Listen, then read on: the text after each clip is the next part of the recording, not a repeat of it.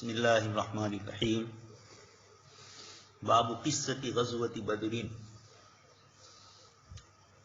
عزیز طلبہ، امام بخاری رحمۃ اللہ علیہ نے اگلے باب میں حضرت سعد بن معاذ اور امیہ کے قصے کو ذکر کیا اور یہاں سے غزوہ بدر کا قصہ شروع فرما رہے ہیں۔ محدثین یہ فرماتے ہیں کہ آپ صلی اللہ علیہ وسلم نے جس طریقے سے غزوہ بدر سے پہلے ہی صحابہ کرام کو مقتولین بدر، مشرکین جو قتل ہونے والے تھے، ان کی جگہ آپ صلی اللہ علیہ وسلم نے جنگ سے پہلے بتلا دی تھی۔ امام بخاری رحمۃ اللہ علیہ نے بھی آپ صلی اللہ علیہ وسلم کی سنت پر عمل کرتے ہوئے پہلی جو روایت ذکر کی حضرت سعد بن معاذ والی، اور اب یہاں سے قصۃ غزوۃ بدر کا عنوان لگا رہے ہیں، گویا حضرت امام بخاری رحمۃ اللہ علیہ بھی آپ صلی اللہ علیہ وسلم کی سنت پر عمل کرتے ہوئے پہلے مقتولین کی جگہ بتاتے ہیں، جس کے اندر امیہ کے قصے کو ذکر کیا، اور اب اس کے بعد غزوہ جو ہوا ہے اس کو ذکر کر رہے ہیں۔ حضرت امام بخاری رحمۃ اللہ علیہ کی عادات میں سے ہے کہ یہ کتاب اللہ کی آیات کے ساتھ ترجمۃ الباب کبھی قائم کرتے ہیں، کبھی ترجمۃ الباب قائم کرنے کے بعد آیتیں ذکر کرتے ہیں۔ یہاں پر امام بخاری رحمۃ اللہ علیہ نے ترجمہ قائم کرنے کے بعد پہلی آیت جو ذکر فرمائی وہ قول اللہ تعالی اعوذ باللہ من الشیطان الرجیم بسم اللہ الرحمن الرحیم وَلَقَدْ نَصَرَكُمُ اللَّهُ بِبَدْرٍ وَأَنْتُمْ أَذِلَّةٌ فَاتَّقُوا اللَّهَ لَعَلَّكُمْ تَشْكُرُونَ۔ البتہ تحقیق اللہ تبارک تعالیٰ نے تمہاری مدد فرمائی بدر کے موقع پر، وَأَنْتُمْ أَذِلَّةٌ، اس حال میں کہ تم لوگ کمزور تھے، ضعیف تھے، پس تم ڈرو اللہ تبارک تعالیٰ سے، لعلکم تشکرون، امید ہے کہ تم شکریہ ادا کرو۔ یہ آیت کریمہ میں صاف بدر کا لفظ موجود ہے۔ امام بخاری رحمۃ اللہ علیہ نے اسی نسبت سے اس آیت کو ذکر فرمایا۔ آیت میں ایک لفظ آیا وَأَنْتُمْ أَذِلَّةٌ، اذلۃ سے مراد یہاں نعوذ باللہ کبھی الفاظ کا ترادف ہوتا ہے یا لغات کا ترادف ہوتا ہے، مختلف زبانوں میں مختلف معانی ہوتے ہیں۔ عربی زبان اپنی وسعت کی بنیاد پر لفظ اذلۃ کا ایک معنی جیسے ظاہر میں ترشح ہو رہا ہے، ذلیل ہونا، یہ تو ہے ہی آیت میں اس لفظ میں جو اذلہ ہے اس کا لغوی معنی، لیکن اللہ تبارک و تعالیٰ نے یہاں اذلۃ سے یہ مراد نہیں لیا ہے۔ یہاں اذلۃ سے مراد کمزور اور ضعیف ہونا ہے، ظاہری اور مادی طاقت کے اعتبار سے، عددن و عدتن، تعداد کے اعتبار سے بھی اور تیاری کے اعتبار سے بھی تم اپنے دشمن کے مقابلے میں کم ہو۔ اس نسبت سے یہاں پر اللہ تبارک و تعالیٰ نے وَأَنْتُمْ أَذِلَّةٌ فرمایا، اور حالات جس طریقے کے تھے، نیا نیا اسلام ہے، مدینہ منورہ ہجرت کر کے تشریف لے گئے ہیں، دشمن کی طرف سے ہر چہار سمت سے اس طرح کی الغار ہے، تو وَأَنْتُمْ أَذِلَّةٌ اس مفہوم کو ادا کر رہا ہے۔ کبھی کبھار ایسا ہوتا ہے زبانوں کے اعتبار سے۔ حضرت مولانا منظور نعمانی رحمۃ اللہ علیہ نے اپنے مناظرات میں جو انہوں نے بریلوی علماء سے کیے، حضرت مولانا اسماعیل شہید رحمۃ اللہ علیہ کے متعلق جو کچھ کلمات ایسے استعمال ہوئے ہیں جن میں بریلوی حضرات نے یہ کہا کہ آپ صلی اللہ علیہ وسلم کی توہین کی گئی ہے، چھوٹا بھائی، اور اس طرح کے جو جملے آئے ہیں، اور اس طرح کے دوسرے بھی جملے آپ صلی اللہ علیہ وسلم کی طرف، آپ صلی اللہ علیہ وسلم کے متعلق مولانا کی طرف منسوب کیے گئے، مٹی ہو گئے، تو حضرت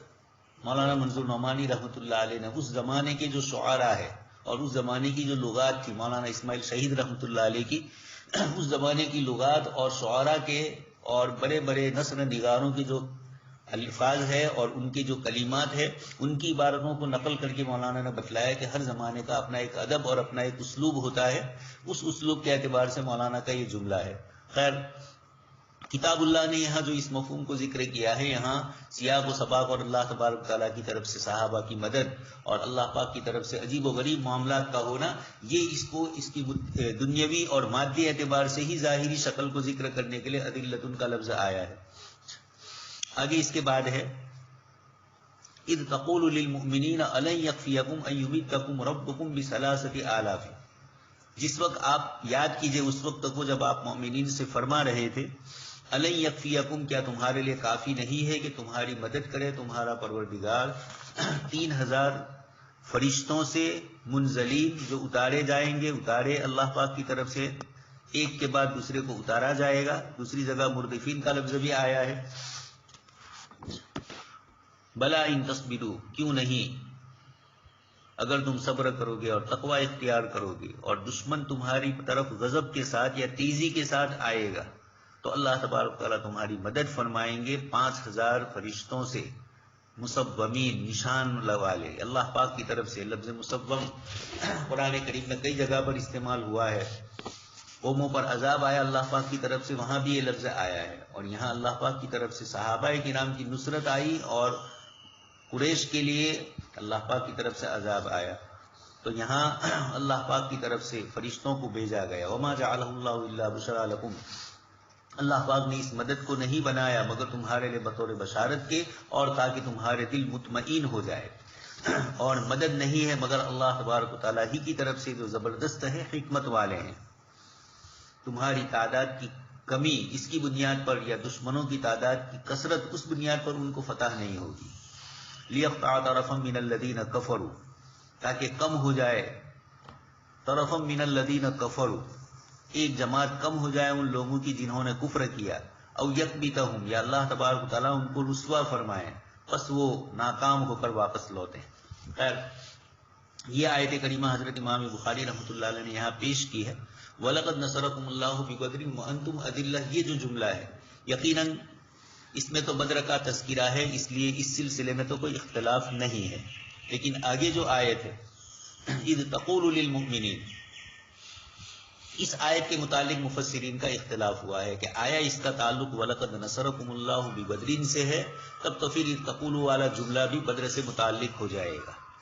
لیکن اور اکثر علماء کا یہی فرمانا ہے کہ اس کا تعلق بدر سے ہے، لیکن کچھ علماء مفسرین حضرت اکرمہ اور اس طرح کے دوسرے حضرات ہیں، انہوں نے یہ کہا کہ نہیں، اذ تقول للمؤمنین کا تعلق وَلَقَدْ نَصَرَكُمُ اللَّهُ سے نہیں ہے، بلکہ اس کا تعلق دوسری آیت جو اس کے ساتھ ہے وَإِذْ غَدَوْتَ مِنْ أَهْلِكَ تُبَوِّئُ الْمُؤْمِنِينَ مَقَاعِدَ لِلْقِتَالِ، اس کے ساتھ ہے۔ اور یہ وَإِذْ غَدَوْتَ مِنْ أَهْلِكَ تُبَوِّئُ الْمُؤْمِنِينَ آیت کریمہ میں جس واقعے کو ذکر کیا، یہ غزوہ بدر نہیں ہے بلکہ غزوہ احد ہے، اس لیے گویا اذ تقول للمؤمنین کا تعلق بھی احد سے ہوا، لیکن یہ چند حضرات مفسرین کی رائے ہے، اکثر مفسرین نے یہی فرمایا ہے کہ اذ تقول کا تعلق بھی غزوہ بدر سے ہے۔ امام بخاری رحمۃ اللہ علیہ ہو سکتا ہے اسی اختلاف کی طرف اشارہ کرنے کے لیے وَلَقَدْ نَصَرَكُمُ اللَّهُ کے ساتھ آیت کو اذ تقول للمؤمنین کو بھی ذکر کر رہے ہیں۔ آگے اس کے بعد اللہ تبارک و تعالیٰ نے اس کی دلیل بھی ہے، یعنی آگے آیت کریمہ میں جو فرمایا أَلَنْ يَكْفِيَكُمْ أَن يُمِدَّكُمْ رَبُّكُمْ بِثَلَاثَةِ آلَافٍ، 1000 کا بھی آیت کریمہ میں ذکر ہے، 3000 فرشتوں کا بھی ذکر ہے، اور 5000 کا بھی ذکر ہے۔ ابھی جس آیت آپ کے سامنے پڑھی مِن فَوْرِهِمْ هَذَا يُمْدِدْكُمْ رَبُّكُمْ بِخَمْسَةِ آلَافٍ،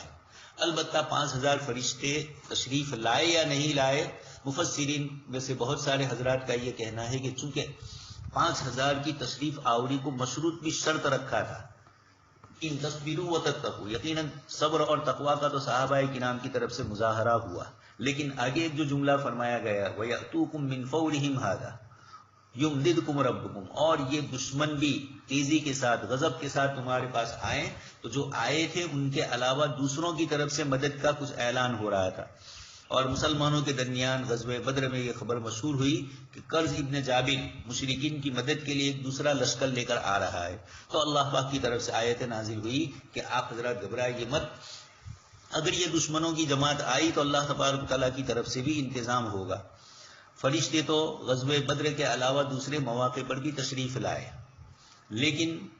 باقاعدہ نصرت اور مدد میں یعنی غزوے میں شریک ہوئے عملی شکل میں، یہ غزوہ بدر کی خصوصیت ہے۔ دوسرے غزوات میں مسلمانوں کی تائید کے لیے، ان کو تقویت دینے کے لیے فرشتوں کی حاضری ہوئی، لیکن مفسرین اور محدثین فرماتے ہیں کہ غزوہ بدر میں صرف حاضری ہی نہیں ہوئی، عملاً شرکت بھی ہوئی۔ کئی واقعات بھی اس قسم کے ذکر کیے جاتے ہیں، صحابی تلوار اٹھاتے ہیں اور ابھی تو وہ تلوار اس کی گردن تک نہیں پہنچتی، اس سے پہلے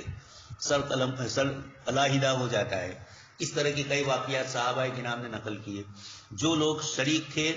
مشرکین کی طرف سے اور بعد میں اللہ پاک نے ایمان کی توفیق دی، انہوں نے بھی اس طرح کے واقعات ذکر کیے کہ بدر کے موقع پر ہم نے عجیب و غریب اس طرح کے معاملات دیکھے، ایسے لوگ دیکھے جن کو اس سے پہلے ہم نے کبھی نہیں دیکھے تھے۔ خیر، تو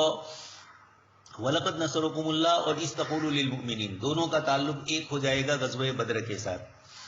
اور وَإِذْ غَدَوْتَ مِنْ أَهْلِكَ اس کا تعلق غزوہ احد کے ساتھ ہوگا۔ اس طریقے سے دونوں کے درمیان ربط بھی ہوگا، اور آیت کریمہ میں جو غزوہ بدر سے متعلق ہے یہ بھی صحیح ہو جائے گا۔ آگے اللہ تبارک و تعالیٰ نے آیت میں فرمایا وما جعلہ اللہ الا بشرا لکم ولتطمئن قلوبکم بھی، اللہ پاک نے اس مدد کو بطور بشارت کی مختلف وجوہات ذکر فرمائی ہے۔ اللہ پاک کی طرف سے جب انعامات ہوتے ہیں تو کوئی ایک انعام نہیں ہوتا، ایک انعام کئی انعاموں پر مشتمل ہوتا ہے، بندہ اس کو محسوس نہیں کرتا۔ اللہ پاک اپنی نعمت کا شکریہ ادا کروانے کے لیے اپنی ان نعمتوں کو مختلف طریقے سے اور مختلف نعمتوں کو یکجا کر کے یا الگ الگ نعمتوں کو ذکر کر کے ہمیں اللہ پاک کی طرف شکر گزاری کی اللہ تبارک تعالیٰ توفیق دینے کے لیے اس قسم کی چیزیں ذکر فرماتے ہیں۔ آگے اس آیت میں یہ فرمایا ومن نصر اللہ من عند اللہ العزیز الحکیم، مدد صرف اللہ ہی کی طرف سے ہوتی ہے جو زبردست ہے، حکمت والے ہیں۔ گویا یہ اشارہ کر دیا، جیسے آگے آ رہا ہے کہ بدر میں شریک صحابہ کرام کی تعداد 313 تھی، اور جالوت اور طالوت، حضرت طالوت نے فلما فصل طالوت بالجنود، حضرت داؤد علیہ السلام بھی اس لشکر کا ایک حصہ تھے، جب یہ طالوت اپنا لشکر لے کر نکلے تو ان کی تعداد بھی 313 تھی، اور وہ بھی وہیں پر آیت کریمہ میں اللہ پاک نے جہاں قصہ ذکر فرمایا اور پارے کے ختم ہونے پر اخیر میں اللہ پاک نے فرمایا کم من فئۃ قلیلۃ غلبت فئۃ کثیرۃ باذن اللہ۔ بدر والوں کے ساتھ بھی اللہ پاک کی طرف سے یہی ہوا کہ ایک چھوٹی سی جماعت ہے، اللہ پاک نے بڑی مضبوط اور قداور اور ہتھیاروں سے لیس جماعت ابو جہل کی جماعت کو اللہ پاک نے شکست دی، اور اللہ پاک نے اس کو یوم الفرقان سے تعبیر فرمایا۔ اس جگہ پر اللہ تبارک تعالیٰ صحابہ کرام کو اور بعد کے ہم عام مؤمنین کو اللہ پاک فرماتے ہیں کہ کبھی حالات کی ناخوشگواری ہوتی ہے، لیکن ان ناخوشگوار حالات کو بھی خوشگواری میں بدلنا یہ اللہ تبارک تعالیٰ کی طاقت سے ہوتا ہے۔ اس لیے یہاں اللہ پاک کی دو صفات کو ذکر کیا جس پر میں مستقل بیان کر چکا ہوں ختم بخاری پر، العزیز اور الحکیم۔ اور ایک کتاب بھی قرآن کریم کی آیات کے اخیر میں جو اللہ تبارک تعالیٰ کی صفات ہے، مفرد صفات پر بھی مستقل گفتگو کی ہے کہ اس صفت کا آیت کے اگلے مضمون سے کیا جوڑ ہے، اور مرکب صفات جو ہوتی ہیں جیسے یہاں پر العزیز اور الحکیم، تو صرف العزیز اور الحکیم ہی کیوں آیا؟ تو عزیز سے اللہ تبارک تعالیٰ کی قوت، طاقت اور قدرت بتلائی، اور مخلوق چونکہ مخلوق کے ساتھ رہتی ہے تو صفات میں بھی کبھی تشابہ ہو جاتا ہے۔ حضرت شاہ ولی اللہ رحمۃ اللہ علیہ نے کفر اور شرک کی جو وجوہات ذکر فرمائی اس میں یہی فرمایا آپ نے کہ انسانوں نے نعوذ باللہ اللہ پاک کی طاقت اور قدرت کو بادشاہوں کی طرح سمجھا، اور بادشاہوں کو جیسے بہت سی چیزوں کا علم نہیں ہوتا ہے، ان کے وزراء ان کو اس کی اطلاع دیتے ہیں، فائلیں ان کے پاس نہیں ہوتی ہے، وزراء کے پاس ہوتی ہے، اور وہ اس مسئلے کو جانتے ہیں۔ تو العزیز الحکیم کے ذریعے مخلوق میں کبھی کبھار کسی کو طاقت اور قدرت مل جائے، بادشاہ بن جائے، تو عزیز تو وہ ہوتا ہے، لیکن حکیم ہونا یہ انسانوں میں نہیں ہوتا ہے، یعنی اس درجے کا نہ عزیز ہونا ہوتا ہے نہ حکیم ہونا ہوتا ہے جو اللہ پاک کی صفت ہے۔ لیکن مختصر طور پر اللہ پاک کبھی کسی کو بہت عارضی صفت عزیزیت سے نوازے اور اس میں حکمت نہ ہو تو اپنی طاقت اور قدرت کا غلط استعمال وہ کرے گا۔ یہاں اللہ پاک نے بتلایا کہ جس خداوند قدوس نے بدر کے موقع پر مشرکین کو اور تم کو یہاں جمع کیا ہے، یہ العزیز بھی ہے، الحکیم بھی ہے، اس لیے اس کی طاقت سے بڑھ کر کسی کی طاقت نہیں، اور وہ حکیم ہے، اس کا کوئی عمل بظاہر تمہیں سمجھ میں نہیں آئے گا۔ صحابہ کرام کو غزوہ احد کے اندر اللہ پاک نے جو حالات بدلے، اور پھر چوتھے پارے میں، 9ویں پارے میں، 10ویں پارے میں ان واقعات کو اللہ پاک نے جو ذکر فرمایا، بدر کے بھی اور احد کے بھی، خاص کر کے احد کے واقعے کو جو چوتھے پارے میں اللہ پاک نے ذکر فرمایا، وہاں مختلف حکمتوں کو ذکر کیا، اللہ پاک کی طرف سے یہ کیوں ہوا اور اس کے پیچھے کیا منشا تھا، وہاں شان عزیزی اور شان حکیمی کا مظاہرہ ہو رہا ہے۔ اس جگہ پر عزیزیت کی صفت کا غلبہ ہے، اس لیے کہ مختصر تعداد صحابہ کرام کے اللہ پاک نے ان کو غالب فرما دیا، تو اللہ پاک نے یہاں اصول اور ضابطہ بتلایا ایمان والوں کو کہ قلت اور کثرت، عددن و عدتن، جیسے حضرت عمر ابن عبدالعزیز رحمۃ اللہ علیہ ایک لشکر کو روانہ کر رہے تھے، اور حضرت مولانا علی میاں صاحب نے مختارات میں ان کے اس جملے کو نقل کیا ہے، انتم اقل عددن و عدتن، تم دشمن کے مقابلے میں تعداد کے اعتبار سے بھی کم ہو، عدتن تیاری کے اعتبار سے بھی، وَأَعِدُّوا لَهُم مَّا اسْتَطَعْتُمْ، اس اعتبار سے بھی تم کم ہو۔ اب جب ایمان اور کفر کا مقابلہ ہوگا تو ایمان غالب آئے گا، اور اگر تعداد کا تعداد سے مقابلہ ہوا، گویا کہ آپ اشارہ کر رہے تھے کہ ایمانی صفات پر باقی رہنا، وَأَنْتُمُ الْأَعْلَوْنَ إِن كُنتُم مُؤْمِنِينَ، ایمان کا کمال جو درجہ ہے کمال والا، اس پر رہو گے تو اللہ تبارک تعالیٰ کی طرف سے کامیابیاں ہوگی۔ اس آیت میں بھی اللہ پاک نے صحابہ کرام کو تو فرمایا ہی، قیامت تک کے مسلمانوں کو بتلایا کہ مختلف حالات اور واقعات آئیں گے، تمہاری تعداد کی قلت کے اوپر تمہیں نہیں کرنا ہے مسئلہ، بلکہ حدیث شریف میں فرمایا قیامت سے پہلے پہلے تمہاری تعداد بہت زیادہ ہوگی، لیکن حب الدنیا و کراہیت الموت لیقطع طرفا من الذین کفروا، اللہ پاک فرماتے کہ مشرکین کی ایک جماعت کو، بڑے بڑے رؤساء جو مشرکین کے تھے ان کو ختم کیا، او یکبتہم، یا ذلیل کیا، 70 کو قید کیا، فینقلبوا خائبین، اور اب جب ابو سفیان اور یہ سب لشکر واپس روانہ ہوا تو ابو جہل، عتبہ، شیبہ، ان سب کو چھوڑ کر یہ اب آ رہے ہیں، تو فینقلبوا خائبین، مکہ کی زندگی اب ان کے لیے پریشان کن ہو گئی۔ آگے اس کے بعد امام بخاری رحمۃ اللہ علیہ حضرت وحشی رضی اللہ تعالیٰ عنہ کا جملہ نقل فرماتے ہیں، قتل حمزۃ طعیمۃ بن عدی بن الخیار یوم بدر۔ اس جملے کے ذریعے امام بخاری رحمۃ اللہ علیہ یہ فرمانا چاہتے ہیں کہ حضرت وحشی رضی اللہ تعالیٰ عنہ نے حضرت حمزہ رضی اللہ تعالیٰ عنہ کو جو شہید کیا، یہ تو غزوہ احد میں ہوا ہے، لیکن یہ کیوں پیش آیا؟ غزوہ بدر اصل اس کا سبب بنا ہے کہ غزوہ بدر میں طعیمہ ابن عدی ابن الخیار، روایت میں امام بخاری رحمۃ اللہ علیہ سے جنہوں نے نقل کیا انہوں نے طعیمہ ابن عدی ابن الخیار نقل کیا ہے، لیکن محشی حضرت مولانا احمد علی سہارنپوری رحمۃ اللہ علیہ کا فرمانا ہے کہ یہ جس کسی صاحب نے بھی نقل کیا ان کا وہم ہوا ہے، اور اصل ہے ابن نوفل، ابن خیار نہیں ہے، طعیمہ ابن عدی ابن نوفل کا لفظ ہے، جیسے غزوہ احد کے مسئلے میں آگے روایت آ رہی ہے اور وہاں اس کا ذکر ہے۔ خیر، تو یہ امام بخاری رحمۃ اللہ علیہ یہاں پر لے آئے، یہی امام بخاری رحمۃ اللہ علیہ کے متعلق ہے کہ یہ ہمیں ہر وقت چوکنا رکھتے ہیں، یعنی میری عبارت کو سمجھنے کے لیے آپ کو استیقاظ کے ساتھ رہنا ہوگا، سوئے ہوئے یا سوئی ہوئی شکلیں بنا کر یا غفلت اور بگا سے کھاتے ہوئے اگر درس کے اندر بیٹھیں گے تو یہ چیزیں سمجھ میں نہیں آئے گی۔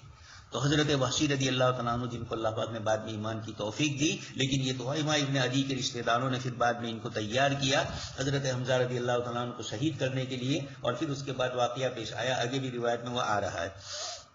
آگے پھر امام بخاری رحمۃ اللہ علیہ آیت کریمہ پیش فرماتے ہیں، وَإِذْ يَعِدُكُمُ اللَّهُ إِحْدَى الطَّائِفَتَيْنِ أَنَّهَا لَكُمْ، گویا امام بخاری رحمۃ اللہ علیہ آیت تبرکن بھی لاتے ہیں، لیکن محض تبرک امام بخاری کے یہاں مقصود نہیں ہوتا ہے، چونکہ وہ ایک فقیہ اور ایک مجتہد آدمی ہے جن کا دماغ ہر وقت کتاب و سنت کی گہرائیوں کے اندر اور اس کے عمق کے اندر چلتا پھرتا ہے، اس لیے غوطہ زن ہو کر کچھ نہ کچھ جواہرات اور لال و موتی وہ نکال ہی لیتے ہیں۔ اس لیے آیتوں کے الگ الگ حصوں کو ذکر فرما رہے ہیں جن سب کا تعلق غزوہ بدر سے ہے، اس کو آنے والی روایتوں کے ساتھ منطبق کرنے کے لیے، مناسبت قائم کرنے کے لیے امام بخاری رحمۃ اللہ علیہ آیتیں لاتے ہیں۔ اس جگہ پر بھی وَإِذْ يَعِدُكُمُ اللَّهُ إِحْدَى الطَّائِفَتَيْنِ، یہاں پر بھی اس کو محذوف ہے، یہاں پر بھی ذکر کیا گیا جب اللہ پاک آپ سے دو جماعتوں میں سے ایک کا وعدہ کرتے تھے، أَنَّهَا لَكُمْ، اور آگے آیت میں ہے وَتَوَدُّونَ أَنَّ غَيْرَ ذَاتِ الشَّوْكَةِ تَكُونُ لَكُمْ، اللہ پاک فرماتے ہیں کہ مسلمان یہ چاہ رہے تھے، دو لشکروں میں سے، یعنی ایک لشکر ہے اور ایک تجارتی قافلہ ہے، تجارتی قافلے کے لیے نکلے تھے ابو سفیان کے، اللہ تبارک و صحابہ یہ سمجھ رہے تھے کہ یہ چند آدمی ہے، روایتوں میں الگ الگ ہے، کہیں 40 کا ذکر ہے، کہیں 50 کا ذکر ہے، کہیں 30 کا بھی ذکر ہے، کہیں 7 کا بھی، اگر زیادہ سے زیادہ 7 بھی مان لیے جائے تو ان کی تعداد اگر تجارتی قافلے کے ابو سفیان کی 7 آدمیوں کی تھی تو صحابہ کے نام 300 سے اوپر تھے، اس لیے، اور پھر ان سے مقابلہ آسان تھا اس لیے کہ تجارت کے لیے جا رہے تھے، مال بھی تھا ساتھ میں، کچھ روایتوں میں ہے کہ 1000 اونٹ لے کر جا رہے تھے، یعنی تجارتی قافلے میں جو مال تھا اس میں 1000 اونٹ تھے اور 50,000 دینار تھے، یہ بہت بڑی تعداد ہوئی۔ خیر، تو اللہ پاک فرماتے ہیں کہ مسلمان تم تو امید کر رہے تھے کہ ابو سفیان کے تجارتی قافلے سے مدبر ہو جائے، وَتَوَدُّونَ أَنَّ غَيْرَ ذَاتِ الشَّوْكَةِ، شوکتن کا لفظ جو آیت کریمہ میں استعمال ہوا ہے، اس شوکتن سے یہی مراد ہے کہ تم یہ چاہتے تھے کہ تکلیف نہ ہو، الحد، شوکتن کی نیچے امام بخاری رحمۃ اللہ علیہ نے تشریح بھی فرمائی ہے الحد کے ذریعے، تو مراد یہ کہ تیزی، اور اسی طریقے سے شوکتن کانٹے کو بھی کہا جاتا ہے، مطلب یہ ہے کہ تکلیف والا نہ ہو۔ ابو سفیان کی تجارتی قافلے میں تکلیف نہیں تھی، اور اس کے مقابلے میں مشرکین مکہ کا جو لشکر آ رہا تھا یہ شوکتن والا تھا، اس میں مسلمانوں کو تکلیف کے زیادہ اندیشے تھے۔ اللہ تبارک و تعالیٰ فرماتے ہیں کہ یہ تم یہ چاہ رہے تھے اور اللہ پاک کا نظام دوسرا عمل کر رہا تھا. یہی العزیز اور حکیم کو پھر اللہ پاک نے مستحضر کروایا. دوست اور بزرگوں، اس وقت جو دنیا بھر کے مسلمانوں کے حالات ہے، ہندوستان کے مسلمانوں کے حالات ہے، عزیز طلبہ، یہ آیتوں میں غور و فکر کیا جائے اور پھر عوام الناس کو اللہ پاک کی قدرت اور طاقت کا استحضار کروایا جائے. سوشل میڈیا میں آنے والی اور اسی طرح دجالی قوتوں کی جو باتیں چل رہی ہے، اس سے مرعوبیت کی دلیل یہی ہے کہ ہم لوگ کتاب اللہ کو نہیں پڑھتے ہیں، اللہ کے کلام کو پڑھیں. قرآن کریم ہمارے لیے ہدایت ہے، ہر اعتبار سے ہدایت ہے. ایمان کا تزلزل ہو رہا ہے تو یہ آیتیں ہمیں ایمان میں قوت اور پختگی پیدا کرتی ہے. اللہ پاک صحابہ کرام کو فرماتے ہیں، طبعی طور پر صحابہ کے دل میں بھی یہ ہوا کہ کم طاقت والی جماعت سے متبیر ہو، لیکن اللہ پاک کا نظام صفت عزیزیت اور حکیمیت دوسرا کر رہی تھی، اور صفت حکیمیت یہی ہوئی کہ یہ حکم دیا، اور عزیزیت یہ ہوئی کہ اتنی چھوٹی جماعت کو بھی اللہ پاک نے غالب فرمایا. آگے روایت حضرت عبد الرحمن ابن عبداللہ ابن کعب، حضرت کعب ابن مالک رضی اللہ تعالیٰ عنہ آپ صلی اللہ علیہ وسلم کے بڑے اکابر صحابہ میں سے ہے، مدنی صحابی ہے، آپ سن ہی چکے ہیں. وعلی الصلاۃ الذین خلفوا، غزوہ تبوک میں جو آپ کا واقعہ پیش آیا، اور خود آگے اس کو حضرت کعب ابن مالک رضی اللہ تعالیٰ عنہ نے تفصیلاً ذکر فرمایا ہے. لما تخلف سے یہاں جو ذکر کیا وہ تو چونکہ صرف غزوہ بدر سے متعلق ان کا جملہ ہے، اس کو امام بخاری رحمۃ اللہ علیہ نے نقل فرمایا. حضرت کعب بن مالک رضی اللہ تعالیٰ عنہ کو اللہ پاک نے بڑی فصاحت و بلاغت دی تھی. چنانچہ روایت میں آپ جملہ بھی سن چکے ہیں کہ حضرت کعب نے کہا کہ اللہ کے رسول صلی اللہ علیہ وسلم آپ کے علاوہ اگر کوئی اور ہوتا تو میں جھوٹ بول کر کسی طریقے سے عذر خواہی کرتا، جیسے منافقین یعتذرون الیکم اذا رجعتم الیہم، جب جہاد سے واپس آئے تبوک سے تو منافقین عذر خواہی کرنے لگے. اللہ تبارک و تعالیٰ آگے ایک اور آیت میں فرمایا ہے کہ عفا اللہ عنک لما اذنت لهم، اللہ پاک نے آپ کو معاف کر دیا لیکن آپ نے ان کو کیوں اجازت دی. خیر، کسی نے کہا کہ بہت سخت گرمی ہے تو اللہ پاک نے فرمایا قل نار جہنم اشد حرا. تو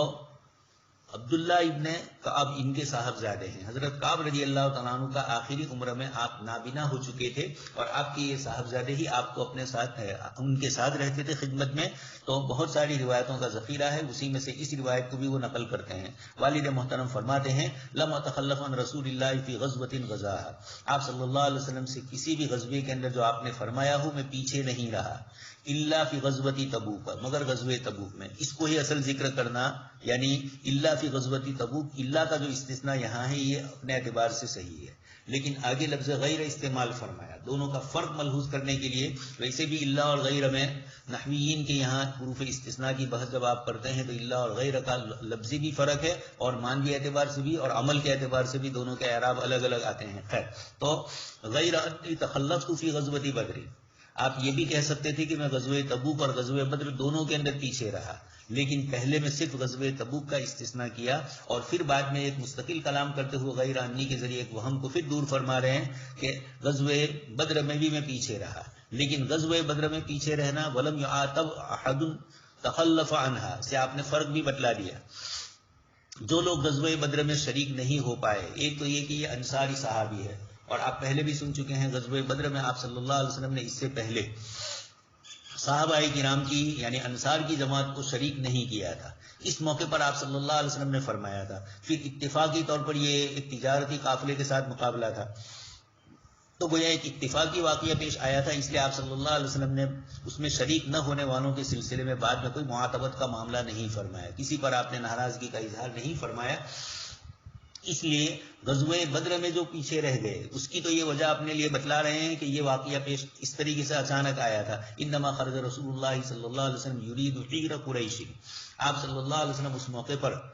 قریش کے اس تجارتی قافلے کو لما فصلت العیر قال ابوہم، غلے اور اناج والا جو قافلہ ہوتا ہے عمومی طور پر اہل لغات فرماتے ہیں کہ اس کو عیر سے تعبیر کیا جاتا ہے. قرآن کریم میں بھی سورہ یوسف میں اس جملے کو اس لفظ کو اللہ پاک نے ذکر فرمایا. خیر، یہاں یہ دونوں کا فرق بتلایا گیا. غزوہ تبوک میں تو باقاعدہ اس کے اوپر مستقل سرزنش ہوئی اور 50 دن تک ان سے اللہ تبارک تعالیٰ کی طرف سے جو معاملہ ہوا، حضرت کعب بن مالک نے اپنی روایت کے اندر اس کو تفصیل سے ذکر فرمایا. امام بخاری رحمۃ اللہ علیہ نے اس کو غزوہ تبوک کے موقع پر بھی ذکر فرمایا کتاب الجہاد میں، اور آگے مغازی میں بھی یہ روایت آ رہی ہے. یہ حضرت کعب بن مالک بڑے ادیب اور بڑے فصیح و بلیغ تھے. انہوں نے جو اس روایت میں اپنے کلمات کو تعبیر فرمایا ہے، حضرت مولانا علی میاں ندوی رحمۃ اللہ علیہ نے مختارات میں حضرت کعب بن مالک کے اس قصے کو بھی اور حضرت عائشہ صدیقہ رضی اللہ تعالیٰ عنہ کی حدیث عفق جس کا تعلق یہاں آ رہا ہے، سورہ نور کی تفسیر میں آئے گا، جہاد میں بھی اس واقعے کو ذکر کیا گیا ہے۔ تو یہ صحابہ کرام نے اپنے جذبات کو، اپنی دل کی کیفیات کو، اپنی سائیکولوجی اور نفسیات کو کس طریقے سے واضح فرمایا ہے عبارتوں میں، اس کو یہاں نقل کیا گیا۔ اسی کا ایک یہ مختصر سا تعارف ہے، الا فی غزوۃ تبوک غیر انی تخلفت فی غزوۃ بدر۔ یہ ہمیں تعبیر کرنے کا بتلایا، ادب سکھلایا کہ غزوہ تبوک کو تو آپ نے اپنی معذوریت نہیں سمجھی، اپنے آپ کو قصوروار ٹھہرانا سمجھا، اس لیے اس کو تو تعبیر کیا الا فی غزوۃ سے استثناء کر کے کہ میں اس میں شریک نہیں ہو پایا۔ اور غزوہ بدر کی عدمی شرکت چونکہ دوسرے انداز کی تھی، اس کو دوسری طرح تعبیر فرما کر ان دونوں کا فرق بھی واضح کیا، اور الفاظ کی بلاغت آگے بھی پوری روایت میں جو کلمات ہے عجیب و غریب انداز کے اندر آپ نے وہ روایت پوری مکمل ذکر فرمائی ہے۔ اپنی کیفیات کو صحابہ کرام چونکہ سادہ طبیعت ہوتے تھے، اس لیے دل کی جو کیفیت دل کے اندر جو ہے اس کو زبان پہ ظاہر کر دیتے تھے۔ ہمارے اکابرین میں حضرت شیخ زکریا رحمۃ اللہ علیہ کی بھی آپ بیتی ہے، اور حضرت مولانا علی میاں ندوی رحمۃ اللہ علیہ کی بھی کاروان زندگی ہے۔ دونوں کو آپ پڑھیں گے، دونوں کا فرق محسوس ہوگا۔ حضرت شیخ رحمۃ اللہ علیہ کی طبیعت کے اندر چونکہ ہلکی سی مزاح کی بھی کیفیت تھی، اور اس کے مقابلے میں حضرت مولانا علی میاں ندوی رحمۃ اللہ علیہ تھوڑے شرم و حیا کے پیکر تھے۔ مولانا نے کاروان زندگی میں جو چیز ذکر کی وہ تھوڑی فیکی معلوم ہوتی ہے، اس لیے کہ اندرونی کیفیات، اندرونی حقائق حضرت عائشہ رضی اللہ تعالیٰ نے جس حدیث عفق میں بتلایا، آگے حضرت کعب بھی جو لمبی روایت آ رہی ہے اس میں جو کیفیات ذکر کرتے ہیں بالکل سادہ انداز میں صاف نقل کر دیا۔ حضرت شیخ نے نقل کیا والد محترم کے ساتھ جو واقعہ پیش آیا، نماز پڑھتے تھے، پیچھے سے لوگوں کے پیر کھینچتے تھے، بچپنا ہے، اس کو اتنی سادگی کے ساتھ ذکر کیا کہ بار بار اس کو پڑھنے کا جی چاہے۔ تو صحابہ کرام نے بھی اس طریقے سے حضرت مولانا علی میاں ندوی رحمۃ اللہ علیہ نے واقعات کو تو نقل فرمایا، لیکن حضرت کی طبیعت میں، حضرت کے قلم میں وہ چیز نہیں تھی، یعنی ایک طبیعت جو ہوتی ہے اس کے اعتبار سے آدمی لکھتا ہے۔ حضرات صحابہ کرام میں یہاں کسی کا تقابل مقصود نہیں ہے،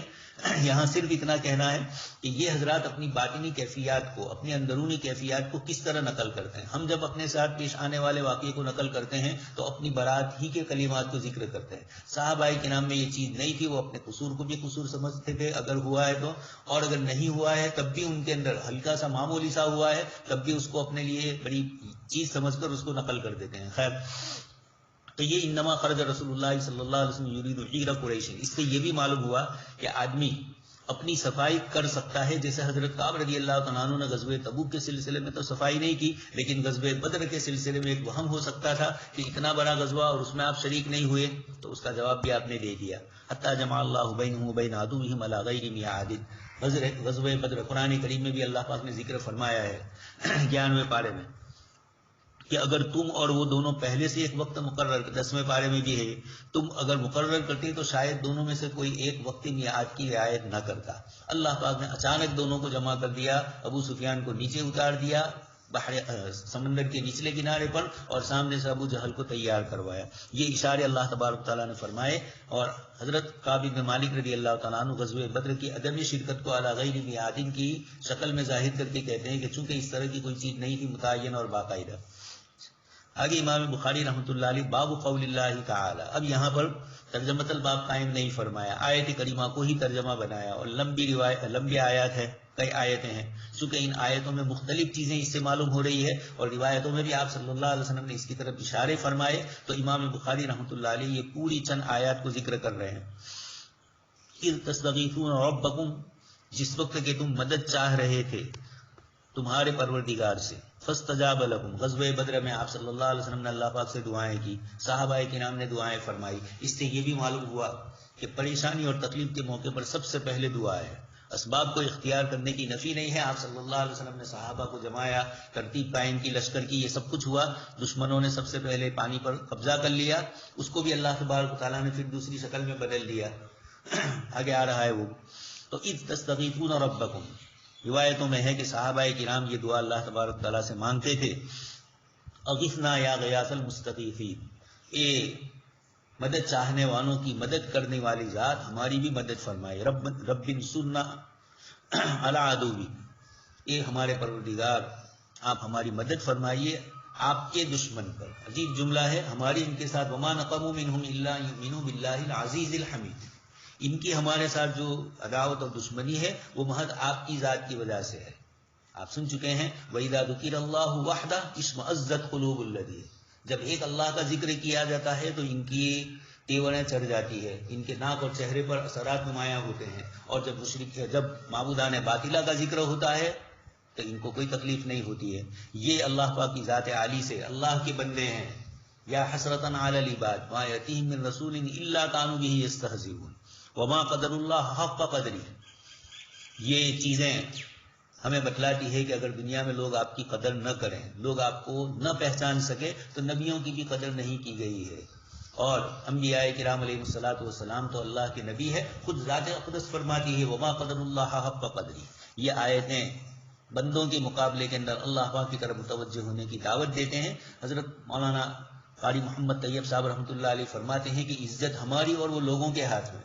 کوئی ہمیں عزیز سمجھے تو ہم عزیز ہوئے. لوگ اگر ہمیں اکرام اور احترام سے ہمارے ساتھ پیش آئے تو یہ سمجھا جائے کہ ہمارا اکرام ہوا ہے، اور اگر لوگ بے اکرامی سے پیش آئے تو ہم یہ سمجھے کہ ہمارا اکرام نہیں ہوا. تو یہ حضرت فرماتے ہیں کہ انسانوں کے ہاتھ میں نہیں ہے. وَلِلَّهِ الْعِزَّةُ وَلِرَسُولِهِ، اللہ ہی کے ہاتھ میں عزتیں ہیں اور اللہ کے رسول کے لیے ہے. اللہ پاک نے عزتیں فرمائی، رسول کے راستے پر چلنے میں عزتیں ہوتی ہیں. اس لیے آپ کو اس سے پہلے بھی عرض کر چکا ہوں، مسلمانوں پر جو حالات دین کی نسبت سے آتے ہیں اور ظاہری اعتبار سے جتنے حالات آتے ہیں دین ہی کی نسبت سے آتے ہیں، چاہے ایمان کمزور ہے لیکن نفس ایمان ہے تبھی تو ستایا جا رہا ہے. تو اب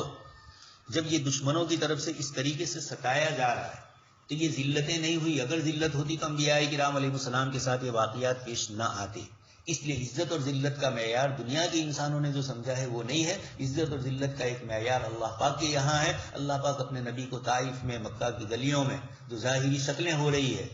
طائف سے واپسی پر جو شکلیں ہو رہی ہے، یہ سب کی سب اللہ پاک کی محبوبیت، اللہ پاک اپنے محبوب کی اپنے لیے قربانیوں کو دیکھ کر اللہ پاک خوش ہو رہے ہیں. اللہ پاک کو تو پہلے سے معلوم تھا، لیکن عملی شکل میں یہ کروا کر اللہ تبارک و تعالیٰ لوگوں کے لیے حجت بناتے ہیں. یہ ایمان والوں کے ساتھ بھی جو اس طرح کے معاملات ہوتے ہیں، ایمان والوں کو اس کو ذلت کا معیار نہیں سمجھنا چاہیے. لیکن اس موقع پر اتستغیثون، ہمیں نبوی سنت بتلائی کہ نبی بھی آہوزاری کر رہے ہیں. ابو بکر صدیق کہہ رہے ہیں کہ اللہ کے رسول قد الحقت، آپ نے اللہ پاک کے سامنے بہت الحاح سے دعائیں مانگی ہے، لیکن پھر بھی اللہ کے رسول صلی اللہ علیہ وسلم نے ساری اللہ پاک کی طرف سے نصرتوں کے وعدے کے باوجود مدد مانگنے کو نہیں چھوڑا. اس کا کام مدد کرنا ہے، ہمارا کام مدد مانگنا ہے. ان الذین یستکبرون عن عبادتی، مفسرین فرماتے ہیں عبادت سے مراد یہاں اللہ سے مانگنا ہے، عبدیت والا ہے. اپنے آپ کو متکبر نہیں بنانا ہے کہ مجھے کوئی ضرورت نہیں، اللہ کو نعوذ باللہ مدد کرنی ہو تو کرے، اس کا دین ہے. یہ انبیاء کرام علیہ السلام کی سنتیں نہیں ہے. اس لیے اذ تستغیثون ربکم، اس آیت کریمہ نے ہمیں اللہ کی طرف متوجہ کیا. فاستجاب لکم، جب بندے مانگتے ہیں ادعونی استجب لکم، تو فاستجاب لکم، اللہ نے قبول فرمایا. اور اللہ پاک نے وعدہ فرمایا انی ممدکم بألف من الملائکۃ مردفین. انزال اور ارداف نفس مفہوم میں تو شریک ہے، اور پھر انزال اور تنزیل کا فرق کا آپ مرور انوار میں سن چکے ہیں. ارداف ردیف کسی کے پیچھے آنے کو، سوار ہونے کو بھی کہتے ہیں. بخاری شریف کی کئی روایتوں میں ردیفہ، آپ صلی اللہ علیہ وسلم کے پیچھے حضرت فضل بھی ہے، آپ صلی اللہ علیہ وسلم کے ساتھ حضرت اسامہ بھی ہے، ابن عباس بھی ہے. تو ردیفہ کسی کے پیچھے ہونا، پیچھے رہنا. یہاں مردفین کا معنی فرشتوں کا ایک کے بعد ایک آنا، یعنی مسلسل اترنا، ایک ساتھ آ جاتے اور تھوڑے تھوڑے آئے. یقیناً اس میں فرق ہوتا ہے. نفسیاتی طور پر آدمی کے ذہن میں تھوڑے تھوڑے آتے ہیں تو تسلسل ہوتا ہے، اس سے اور زیادہ خوشی ہوتی ہے. اللہ تبارک تعالیٰ نے انزال اور ارداف کے ذریعے اسی کی طرف اشارہ فرمایا. وما جعلہ اللہ الا بشرا ولتطمئن بہ قلوبکم، اس آیت میں بتلا بھی دیا یہ مدد خداوندی ایمان والوں کو بشارت دینے کے لیے آئی. معلوم ہوا کہ ایمان والوں کی خوشی یعنی اللہ پاک سے عافیت ہی مانگنی چاہیے. آپ صلی اللہ علیہ وسلم نے روایتوں میں ارشاد فرمایا صلی اللہ علیہ عافیہ. آگے ولتطمئن بہ قلوبکم، ایمان والوں کے دلوں کو مطمئن کرنے کے لیے. اور بھی دوسری آیتوں میں اور بھی دوسری وجوہات کو ذکر فرمایا ہے. غزوہ بدر کی فتح کو مختلف طریقے سے تعبیر فرمایا. اللہ پاک نے ایک کام کے ذریعے اور ایک فتح کے ذریعے کتنے مسلمانوں کے لیے الگ الگ خیر کے راہ کھولے ہیں، خیر کی راہوں کو کھولا ہے، ان سب کو ذکر فرمایا. آگے پھر یہاں بھی فرمایا ومن نصر اللہ من عند اللہ، اللہ ہی کی مدد ہے. آگے اذ یغشاکم النعاس، آیت کریمہ میں ایک قرات تو ہماری ہے اذ یغشیکم النعاس والی، اور امام بخاری رحمۃ اللہ علیہ نے یہاں ابن کثیر اور ابو عمرو کی قرات کو نقل فرمائے اذ یغشاکم النعاس. اس سے پہلے بھی عرض کر چکا ہوں، گویا امام بخاری رحمۃ اللہ علیہ اشارہ فرماتے ہیں کہ محدثین کو اکیلے محدث نہیں ہونا ہے، اس کے ساتھ قرات قرآنیہ کا علم بھی ضروری ہے. قرات 17 کم سے کم اس کی عملی مشق اگر آپ کو موقع نہیں ملتا ہے تو کم سے کم استاد کے سامنے جو دوسرے ساتھی پڑھ رہے ہوں تو کم سے کم ایک مرتبہ، چونکہ یہ نقل متواترن ہے، ہمارا قرآن ناقص ہوتا ہے، اس لیے یغشاکم النعاس یہ امام بخاری کا جملہ بتلاتا ہے کہ یغشاکم النعاس کو جاننا ہے. یہ ایک آیت نہیں ہے، کئی آیتوں میں امام بخاری رحمۃ اللہ علیہ نے اس طریقے سے دوسرے قراء کی قراتوں کو نقل فرمایا ہے اور ہمیں بتلایا ہے کہ قراتوں کا علم بھی ایک محدث کے لیے ضروری ہے. یغشاکم النعاس، یہاں بھی اللہ پاک فرماتے ہیں نیند تم پر چھا رہی تھی، نعاس کو فاعل بنایا. حالانکہ انسان کے اپنے عمل سے نیند آتی ہے، ظاہری اسباب جو اللہ پاک نے طبعی فرمائے ان طبعی اسباب سے ہوتی ہے، لیکن اس جگہ پر چونکہ طبعی اسباب سے نہیں ہوئی تھی، اللہ پاک کی طرف سے خصوصی رحمت اور شفقت تھی، اور آگے اس کو مفعول لہو کے طور پر ذکر بھی فرمایا، امانۃ منہ لامانتی، اللہ پاک کی طرف سے تمہیں امن دینے کے لیے. تو نیند ایسے موقع پر، ایسی پریشانی کے عالم میں اللہ تبارک و تعالیٰ نیند دے رہے ہیں، امانۃ منکم، اللہ پاک کی طرف سے بطور امن کے. وَيُنَزِّلُ عَلَيْكُم مِّنَ السَّمَاءِ مَاءً، آسمان سے تمہارے لیے اللہ پاک کی طرف سے بارش ہو رہی ہے. لِيُطَهِّرَكُم بِهِ، پانی سے ایک تو ظاہری طہارت ہوتی ہے اور اس بارش نے باطنی سکون بھی عطا فرمایا. وَيُذْهِبَ عَنكُم رِجْزَ الشَّيْطَانِ، شیطان کی جو گندگی تھی اللہ پاک نے تم سے دور کی، وسوسے، خطرات اور دلوں کے اندر جو کچھ آ سکتا ہے. ایمان والوں کے دلوں میں تو کم، منافقین کے دلوں میں اس طرح کے موقع پر بہت ساری چیزیں آتی تھی، لیکن کمزور ایمان والوں کے دل میں بھی یا نفس وسوسے کی شکل میں کوئی چیز آتی ہے. اللہ پاک نے ان آیات کے ذریعے بتلایا کہ اللہ پاک نے حصی طور پر بارش برسائی، حصی طور پر اللہ پاک نے نیند عطا فرمائی. صحابی رضی اللہ تعالیٰ عنہ فرماتے ہیں میں تلوار اٹھاتا تھا اور جھونکا بھی مارتا تھا. یہ اللہ تبارک تعالیٰ کی طرف سے بدر میں، احد میں اس طریقے کی جو شکلیں پیش آئی، یہ نصرت خداوندی کی یہ سب ذریعے، ظاہری ذریعے ہیں. وَلِيَرْبِطَ عَلَىٰ قُلُوبِكُمْ، سبق میں نیند آنا یہ یغشاکم النعاس نہیں ہے، یہ غفلت ہے. اس لیے طلبہ یہ نہ سمجھے کہ سبق میں نیند آنا یہ بھی سکینت ہے. اس موقع پر جہاں نیند نہیں آنی چاہیے، جہاں بیداری اور تیقظ ہونا چاہیے، وہاں نیند آئے، اور جس وقت نیند ہونی چاہیے اس وقت ہم ادھر ادھر گھومنے والے بنے، گپے سپاتے مارنے والے بنے. یہ لا سمر بعد العشاء، روایت میں آپ سن ہی چکے ہیں، عشاء بعد اس طرح کی بکواسات نہیں ہوتی ہے. اب اپنے آپ کو سلانا ہے. حضرت تھانوی رحمۃ اللہ علیہ کے یہاں مفتی شفیع صاحب رحمۃ اللہ علیہ، دیوبند کا مفتی جا رہا ہے، اور جو کچھ گفتگو اپنے ساتھی سے کر رہے ہوں گے، مفتی شفیع صاحب رحمۃ اللہ علیہ یقیناً کسی مسئلے، کسی دینی بات ہی کو ذکر کر رہے ہوں گے، لیکن وقت ہو گیا تھا. خانقاہ کے خادم نے کہا کہ اب یہ وقت ہو چکا ہے. تو اس طرح کیوں؟ اس لیے کہ جب آدمی رات کو جلدی سے سوتا ہے تو تہجد میں اٹھنے کی توفیق ملتی ہے، اور دیر سے جو ہمارے مسلمانوں میں سونے کی عادت ہے تو اس کا نتیجہ نکلتا ہے فجر سے لوگ محروم ہوتے ہیں. حضرت مولانا محمد تقی عثمانی صاحب دامت برکاتہم ماوراء النہر کی کسی ملک میں گئے، میں ابھی نام بھول رہا ہوں، ازبکستان، قزاقستان کہیں، تو آپ نے یہ فرمایا کہ اللہ کا شکر ہے کہ یہاں فجر بعد سونے کی عادت نہیں ہے، یعنی جلدی سے اٹھ کر لوگ اپنے کام کاج میں مشغول ہو جاتے ہیں. خیر، یہ تو گفتگو تھی طلباء کی غفلت کے اوپر کہ عمومی طور پر ایسا ہوتا ہے کہ درس میں ہی سکینت نازل ہوتی ہے، اور صبح سویرے پہلی گھنٹی میں بھی دیکھتے ہیں کہ لوگ سوتے ہیں، جبکہ ابھی تو سو کر اتنی لمبی آئے. لیکن یہ رات کو موبائل کی اس طرح کی دیکھنے نے نگاہوں کو بھی کمزور اور اندر کی نگاہوں کو بھی کمزور. فإنها لا تعمى الأبصار ولكن تعمى القلوب، دلوں پر بھی اثر اندازی آتی ہے. وَيُنَزِّلُ عَلَيْكُم مِّنَ السَّمَاءِ مَاءً، بارش یہ بھی اللہ تبارک و تعالیٰ کا انعام اور احسان ہے، اس لیے اللہ پاک نے ماء مبارکہ فرمایا بارش کے پانی کو بھی. وَيُذْهِبَ عَنكُم رِجْزَ الشَّيْطَانِ، یہ سب اللہ پاک کی نصرتیں ہوتی ہے. وَلِيَرْبِطَ عَلَىٰ قُلُوبِكُم، یہ سب سے بڑی چیز ہے، دلوں کو ربط کرنا. وَرَبَطْنَا عَلَىٰ قُلُوبِهِمْ إِذْ قَامُوا فَقَالُوا رَبُّنَا رَبُّ السَّمَاوَاتِ. اسی طریقے سے حضرت موسیٰ علیہ السلام کی والدہ کے لیے بھی، اصحاب کہف کے لیے بھی، اور موسیٰ علیہ السلام کی والدہ کے لیے بھی اللہ پاک نے ربط کا لفظ فرمایا. یہ ظاہری اور حصی طور پر جیسے دو چیزوں کو ایک دوسرے سے جوڑا جاتا ہے، باطنی اعتبار سے اس طرح کا جو رابطہ ہوتا ہے اللہ پاک نے فرمایا ایک تو قلوب کے اوپر،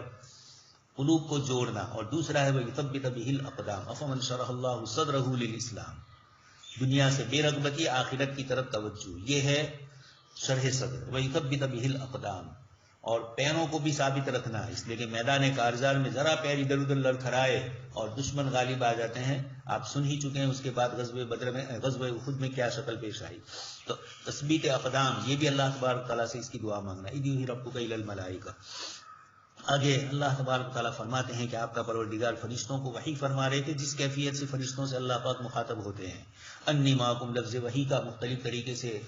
اس کی تعبیر ہے. حضرت موسیٰ علیہ السلام کی والدہ کے لیے بھی وَأَوْحَيْنَا إِلَىٰ أُمِّ موسیٰ، لیکن مفسرین نے وہاں فرمایا وَأَوْحَىٰ رَبُّكَ إِلَى النَّحْلِ، شہد کی مکھی کے لیے بھی فرمایا وَإِنَّ الشَّيَاطِينَ لَيُوحُونَ بَعْضُهُمْ إِلَىٰ بَعْضٍ، شیاطین کی وحی کو بھی وحی کہا گیا.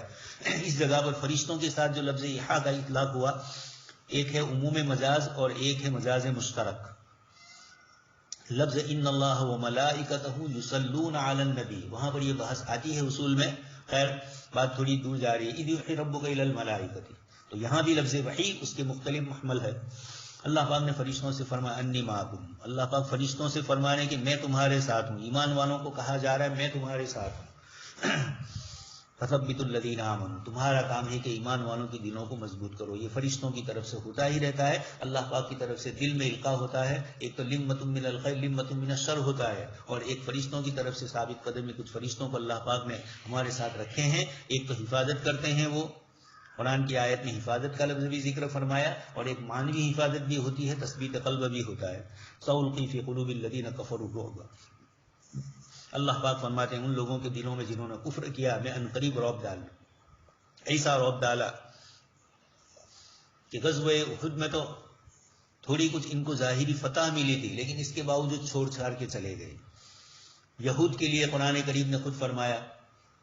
کہ تم لوگ بھی نہیں سمجھ رہے تھے، یہ تم سے ڈر رہے تھے اور اللہ سے نہیں ڈرتے تھے. یہ سألقی فی قلوب الذین کفروا الرعب، جب بندے اللہ کی طرف متوجہ ہوتے ہیں تو اللہ بندوں کے قلوب کو ان کے تابع کرتے ہیں. آپ حسامی کا حاشیہ اور حسامی کی شرح نامی اصول فقہ میں اس میں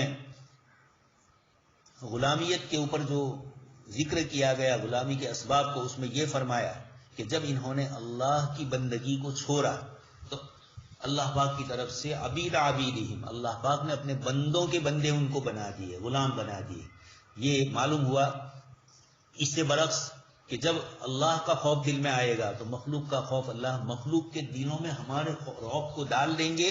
اور ہمارے دلوں سے ان کی خوف کو نکالیں گے. غزوہ بدر ہی کے سلسلے میں وَيُقَلِّلُكُمْ فِي أَعْيُنِهِمْ، عجیب و غریب انداز اللہ پاک نے فرمایا کہ تم ایک دوسرے کو وعدہ کرتے تو پورا نہیں ہوتا، اور پھر اس کے بعد فرمایا کہ تم ان کی نظروں کے اندر کم تو تھے ہی، دشمن بھی زیادہ تعداد میں تھے لیکن تمہاری نظروں میں اللہ پاک نے ان کو کم کروا دیا. یہ اللہ پاک کی طرف سے رعب ڈالنے کی ایک شکل یہ بھی ہوئی. فَاضْرِبُوا فَوْقَ الْأَعْنَاقِ، یہ قرآن کریم نے بتلایا. ایک اور سورہ محمد کے شروع میں بھی فرمایا ہے فَضَرْبَ الرِّقَابِ، کہاں مارنا ہے یہ بھی سامنے والے کو زیادہ تکلیف بھی نہ ہو اور یہ کہ جلدی سے کام بھی مچ جائے. یہ قرآن نے اشارے فرمائے فَاضْرِبُوا فَوْقَ الْأَعْنَاقِ، گردن کے اوپر، وَاضْرِبُوا مِنْهُمْ كُلَّ بَنَانٍ، اور ہر پورووں کے اوپر. قرآن کریم نے یہ بتلایا یہ وہ جگہیں ہیں انگلیوں کے پورے اور یہ جہاں سے خون کثرت سے نکلتا ہے. ذَلِكَ بِأَنَّهُمْ شَاقُّوا اللَّهَ وَرَسُولَهُ، اللہ اور رسول کی مخالفت کی، اور جو اللہ اور رسول کی مخالفت کرتا ہے اللہ پاک سخت سزا دیتے ہیں، اس لیے ان کو بھی ملی. آگے امام بخاری رحمۃ اللہ، اچھا خیر گفتگو یہ تھی کہ امام بخاری رحمۃ اللہ علیہ کبھی یا تو آیت سے استدلال کرتے ہیں، آگے آ رہا ہے اس کے بعد بلا ترجمہ کے باب. اس روایت میں آگے حضرت طارق ابن شہاب فرماتے ہیں کہ میں نے حضرت ابن مسعود رضی اللہ تعالیٰ عنہ کو سنا کہ آپ فرماتے ہیں کہ میں شہید المقداد ابن اسود مشہدن، میں حاضر رہا مقداد ابن اسود کے ساتھ ایک جگہ میں. مراد یہ ہے کہ غزوہ بدر کے موقع پر جب آپ صلی اللہ علیہ وسلم نے خطاب فرمایا انصار کو، لیکن انصار کا نام نہیں لیا، حضرت ابوبکر صدیق نے تیاری کا اظہار کیا، خطبہ دیا، حضرت عمر نے بھی دیا. اس موقع پر حضرت مقداد ابن اسود رضی اللہ تعالیٰ عنہ بھی کھڑے ہوئے باوجود مہاجر ہونے کے، لیکن آپ نے جو جملے فرمائے تھے آپ صلی اللہ علیہ وسلم اس سے بہت خوش ہو گئے، جس آگے روایت میں وہ آ رہا ہے. حضرت عبداللہ ابن مسعود رضی اللہ تعالیٰ عنہ حضرت مقداد کے اس موقع پر کہے ہوئے ان جملوں کو یاد کر کے یہ فرماتے ہیں لَأَنْ أَكُونَ صَاحِبَهُ أَحَبُّ إِلَيَّ مِمَّا عُدِلَ بِهِ، کاش کہ میں لَأَنْ أَكُونَ یہ کہ میں ہو جاتا، یہ کہنے والا صاحبہ مراد یہ کہ جو جملے حضرت مقداد نے کہے وہ میں اپنی طرف سے اگر کہہ دیتا، اللہ پاک مجھے توفیق دیتے تو احب الیہ یہ میرے نزدیک زیادہ پسندیدہ ہوتے مما عُدِلَ بِهِ من كل شيء قُبِلَ بِهِ فی الدنیا. حضرت مولانا احمد علی سہارنپوری رحمۃ اللہ علیہ حاشیے میں بہت شاندار اس کی تعبیر فرماتے ہیں. عزیز طلبہ، حضرت مولانا احمد علی سہارنپوری رحمۃ اللہ علیہ کا حاشیہ جو بخاری کے اوپر ہے کبھی کبھار ہمارے طلبہ کو پتہ ہی نہیں چلتا ہے کسی نے ایک مرتبہ ہماری دعوت کی ہو تو اس کا تو نام یاد رہتا ہے، اس کے باپ دادا تک کا نسب معلوم ہوتا ہے، اور یہ روزانہ اسباق کی شکل کے اندر ہمیں اپنے دسترخوان کے اوپر امام بخاری رحمۃ اللہ علیہ کھانا کھلا رہے ہیں، اور یہی دروس کی برکت ہے کہ مدرسے والے بھی کھانا کھلا رہے ہیں، ورنہ آپ جانتے ہیں کبھی مہمان کے طور پر آئے تو ایک دو مرتبہ دیکھنے کے بعد مدرسے والے کہیں گے کہ بھئی جاؤ اب یہ مسافر خانہ مہمان خانہ نہیں ہے، اور پڑھتے ہیں تو کوئی اشکال نہیں ہوتا، اکرام اور احترام ہوتا ہے۔ تو حصی طور پر بھی یہ دسترخوان امام بخاری کا ہے کہ جس سے دوپہر کا کھانا اور شام کی کھانا ہم کو ملتا ہے، فجر کی چائے ملتی ہے۔ یہ احادیث کی یا درس کی جتنی بھی جو کتابیں ہیں جن جن فنون کی، ان کے واسطے سے اللہ تبارک و تعالی ہمیں یہ چیز دیتے ہیں، احتباس، اور مطلق احتباس نہیں ہے، علم والا احتباس ہے۔ تو لأن اکون صاحبہ احب الی مما عدل بہ، ہر وہ چیز جو اس کے مقابلے میں ہوتی، یعنی آپ کا یہ جملہ اس کے مقابلے میں اپنی بڑی سے بڑی نیکی کو بھی کم تر سمجھ رہا ہوں، چاہے دنیاوی اعتبار سے میں کوئی سخاوت کروں، ظاہری اعتبار سے جیسا آپ سن چکے ہیں حضرت عمر رضی اللہ تعالیٰ عنہ، میں اپنے سارے اعمال دے دوں ابو بکر صدیق کو، اور وہ غار والی راتیں آپ صلی اللہ علیہ وسلم کے ساتھ جو گزاری وہ مجھے اس کے بدلے میں دے دے۔ تو یہ مخصوص مواقع ہوتے ہیں، یہ جب بندے میں اخلاص ہوتا ہے تو اللہ تبارک و تعالیٰ کی طرف سے اس طرح کے مواقع میسر آتے ہیں۔ اتن نبی، حضرت مقداد حضور کے پاس آئے، وہ یدعو علی المشرکین، اور آپ صلی اللہ علیہ وسلم مشرکین کے لیے بد دعا فرما رہے تھے۔ فقال لا نقول كما قال قوم موسیٰ، حضرت مقداد ابن اسود نے عرض کیا کہ اللہ کے رسول، ہم آپ سے وہ جملے نہیں کہیں گے جو عمالقہ کے مقابلے میں بنو اسرائیل کو جو پہنچایا گیا تھا 12 سرداروں کو، اور انہوں نے آ کر اپنی قوم کے سامنے اس جبارین قوم کی ظاہری جسم کی جو بناوٹ اور مضبوطی تھی اس کو ذکر کیا۔ تو یہودیوں نے حضرت موسیٰ علیہ الصلوۃ والسلام سے یہ کہا، اذهب انت وربك فقاتلا، آپ اور آپ کا پروردگار جائیے اور لڑیے ان سے، نعوذ باللہ، ولکننا نقاتل۔ حضرت مقداد فرماتے ہم یہ جملے نہیں کہیں گے، بلکہ ہم تو آپ کی دائیں جانب بائیں جانب، آپ کے آگے اور آپ کے پیچھے رہیں گے، تاکہ آپ کے پیچھے سے بھی دشمن حملہ کرے تو اس میں بھی ہم ڈال بن جائے، آگے سے بھی طلحہ اور دوسرے صحابہ کو آپ نے دیکھ لیا کیسے ڈال بنے تھے، ان یمینک وان شمالک، دشمن دائیں بائیں جانب سے حملہ کر رہا ہے تو اس سے بھی حاصل یہ ہے کہ ہم ہر چہار سمت سے آپ کا احاطہ کرتے ہوئے آپ کو بچانے کی کوشش کریں گے۔ چنانچہ ہر موقع پر اس طریقے سے فرمایا، حتیٰ کہ حدیبیہ کے موقع پر جب آپ صلی اللہ علیہ وسلم عمرہ کرنے کے لیے گئے، اس وقت بھی صحابہ کرام کی ایک جماعت نے آپ کو اپنے احاطے میں لیا تھا کہ دشمنوں میں سے، مشرکین میں سے کوئی بدتمیزی نہ کر سکے۔ یہ اللہ تبارک و تعالیٰ نے جب آپ کو فرمایا کہ اللہ پاک نے آپ کی حفاظت کا وعدہ کر لیا ہے، تو آپ صلی اللہ علیہ وسلم نے صحابہ کرام کو تو آیت فرمائی کہ اللہ تبارک تعالیٰ نے واللہ یعصمک من الناس، لیکن صحابہ نے اپنا معمول یہ سمجھا کہ اللہ پاک نے تو فرمایا کہ اللہ پاک بچائیں گے، لیکن پھر بھی ان کے دل کی خواہش یہی رہتی تھی کہ ہم حضور کے متعلق آگے پیچھے رہیں، چاہے آپ کو پتہ نہ چلے۔ اور اس طریقے سے وہ حضرات آپ صلی اللہ علیہ وسلم کی دائیں بائیں، یعنی یہ تو میدان جہاد ہے، اس کے علاوہ مواقع پر بھی صحابہ کرام نے اس چیز کا لحاظ فرمایا۔ فرأیت النبی صلی اللہ علیہ وسلم اشرق وجهه وسرہ، حضرت ابو بکر حضرت عبداللہ ابن مسعود فرماتے ہیں کہ جب حضرت مقداد ابن اسود رضی اللہ تعالیٰ عنہ نے یہ جملے کہے تو میں نے دیکھا اللہ کے نبی صلی اللہ علیہ وسلم کو کہ آپ کے چہرے انور کے اوپر خوشی کے آثار نمایاں ہوئے، اور اس کی صحابہ کرام کو معلوم ہو ہی جاتا تھا آپ صلی اللہ علیہ وسلم کی خوشی کے آثار، اسی کو یہاں پر بھی فرمایا اشرق وجهه، اور دوسری روایتوں میں فرمایا کہ وہ انار کے دانوں کی طرح آپ صلی اللہ علیہ وسلم کے چہرے انور کے اوپر اس طرح کی سرخی آ جاتی تھی۔ یہ بدر سے متعلق تھا، اس لیے امام بخاری رحمۃ اللہ علیہ نے اس کو ذکر کیا۔ آگے اس کے بعد والی روایت ہے جس کے اندر حضرت عبداللہ ابن عباس نقل فرماتے ہیں کہ آپ صلی اللہ علیہ وسلم نے بدر کے دن فرمایا، وہ جو دعا آپ صلی اللہ علیہ وسلم نے فرمائی تھی اللہ پاک سے، اس دعا کی طرف اشارہ ہے، اللہم انشدک عہدک ووعدک، اے اللہ تبارک و تعالیٰ، اے باری تعالیٰ، انشدک، دوسری روایتوں میں دوسرے کلمات بھی آئے ہیں، میں آپ سے، آپ نے جو وعدہ کیا ہے اس کی تکمیل چاہ رہا ہوں، آپ نے جو عہد مجھ سے کہا ہے کہ میں آپ کی مدد ضرور کروں گا، یہ اللہ تبارک و تعالیٰ میں آپ سے اس موقع کے اوپر کفار کے اوپر غلبہ اور اپنی دین کی نصرت اور دین کا غلبہ، ان سب چیزوں کو چاہ رہا ہوں۔ اللہم ان شئت لم تعبد، بخاری کی روایت میں یہ جملہ ہے، اور دوسرے محدثین کے یہاں اور بھی دوسرے کلمات اس طرح کے ہیں، لم تعبد، کہ اللہ پاک یہ چھوٹی سی جماعت ہے اور آپ نے مجھے خاتم النبیین بنایا ہے، اس لیے میری نبوت کے بعد اب کوئی نبی آنے والا نہیں ہے، نہ ذلی نہ بروزی۔ تو یقینی بات ہے، بہت خوشی کی بات ہے، 2-4 دن پہلے پڑوسی ملک کی پارلیمنٹ میں یہ پاس ہوا کہ جب بھی آپ صلی اللہ علیہ وسلم کا نامی اس میں گرامی درسی کتابوں میں یعنی اسکول کی کالج کی نصابوں کے اندر جب بھی آپ کا نام ہو تو اس کے ساتھ لفظ خاتم النبیین کو بڑھایا جائے گا. اور بہت اچھی طریقے سے پاس ہو چکا. اسپیکر صاحب نے بھی اس کی مداح آرائی کی، تعریف کی، اور سب پارٹیوں نے مل کر مشترکہ طور پر اس لفظ خاتم النبیین کو بڑھانا چونکہ وہاں کے حالات کے حساب سے ضروری تھا، اس لیے ان حضرات نے اس کا اضافہ کروایا اور سب پارٹیوں نے مشترک طور پر اس کو قبول کیا. خیر، اسپیکر صاحب نے بھی اس کو قبول کیا. انہوں نے تو ایک بہت شاندار جملہ کہا. انہوں نے کہا کہ مجھے بہت خوشی ہوئی اور یہ کہا کہ گزشتہ کل میں آپ صلی اللہ علیہ وسلم کے خطبہ حجۃ الوداع کو پڑھ رہا تھا اور اس کے اندر میں نے یہ جملہ سنا کہ آپ صلی اللہ علیہ وسلم نے فرمایا کہ میں آخری نبی ہوں. تو یہ اتھارٹی ہو گئی اور اس کی بنیاد کے اوپر اب اس کے بعد اور کسی آرڈر کی ضرورت نہیں ہے، اور پھر اسی کو انہوں نے بھی بحال رکھا. خیر، تو یہاں آپ صلی اللہ علیہ وسلم نے اللہ تبارک و تعالیٰ سے یہ فرمایا. نعوذ باللہ،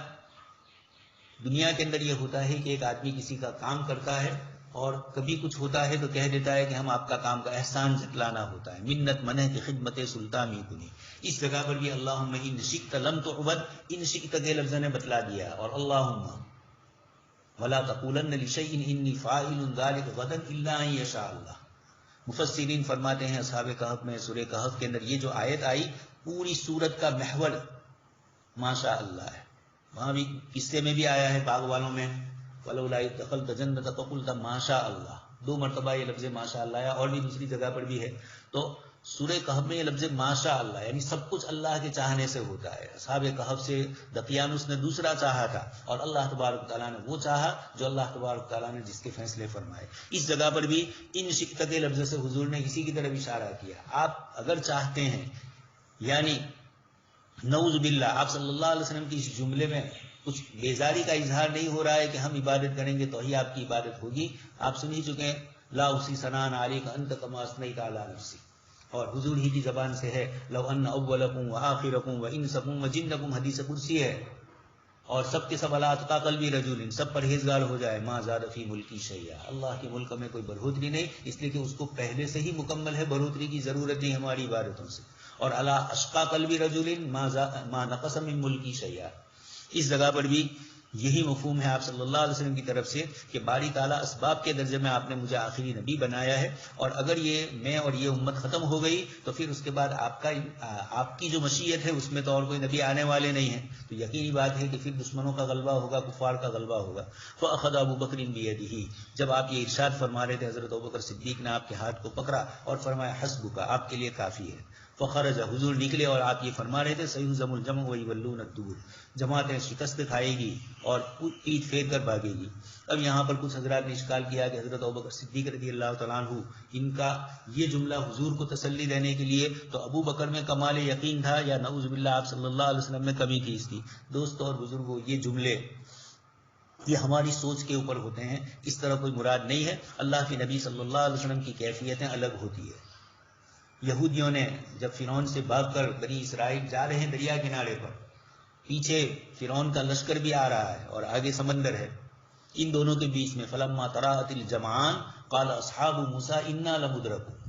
تو موسیٰ علیہ السلام کے جو ساتھی تھے انہوں نے موسیٰ علیہ السلام سے جو کہا، قرآن نے اس کو انتہائی تاکید سے ذکر کیا. انا، ایک تو ان اور پھر جمع کے صیغے کے ساتھ خود ان تاکید والا، اور لام آیا اور مدرکون مضارع نہیں آیا بلکہ اس میں مفعول آیا. یہ اس طریقے سے انہوں نے اتنی تاکید سے کہا. حضرت موسیٰ علیہ السلام کا ایمان ان سے زیادہ تھا. آپ نے فرمایا کلا ان معی ربی سیہدین، آپ نے بھی اتنی ہی تاکید سے فرمایا. تو انبیاء کرام علیہ السلام کا ایمان انتہائی مضبوط ہوتا ہے.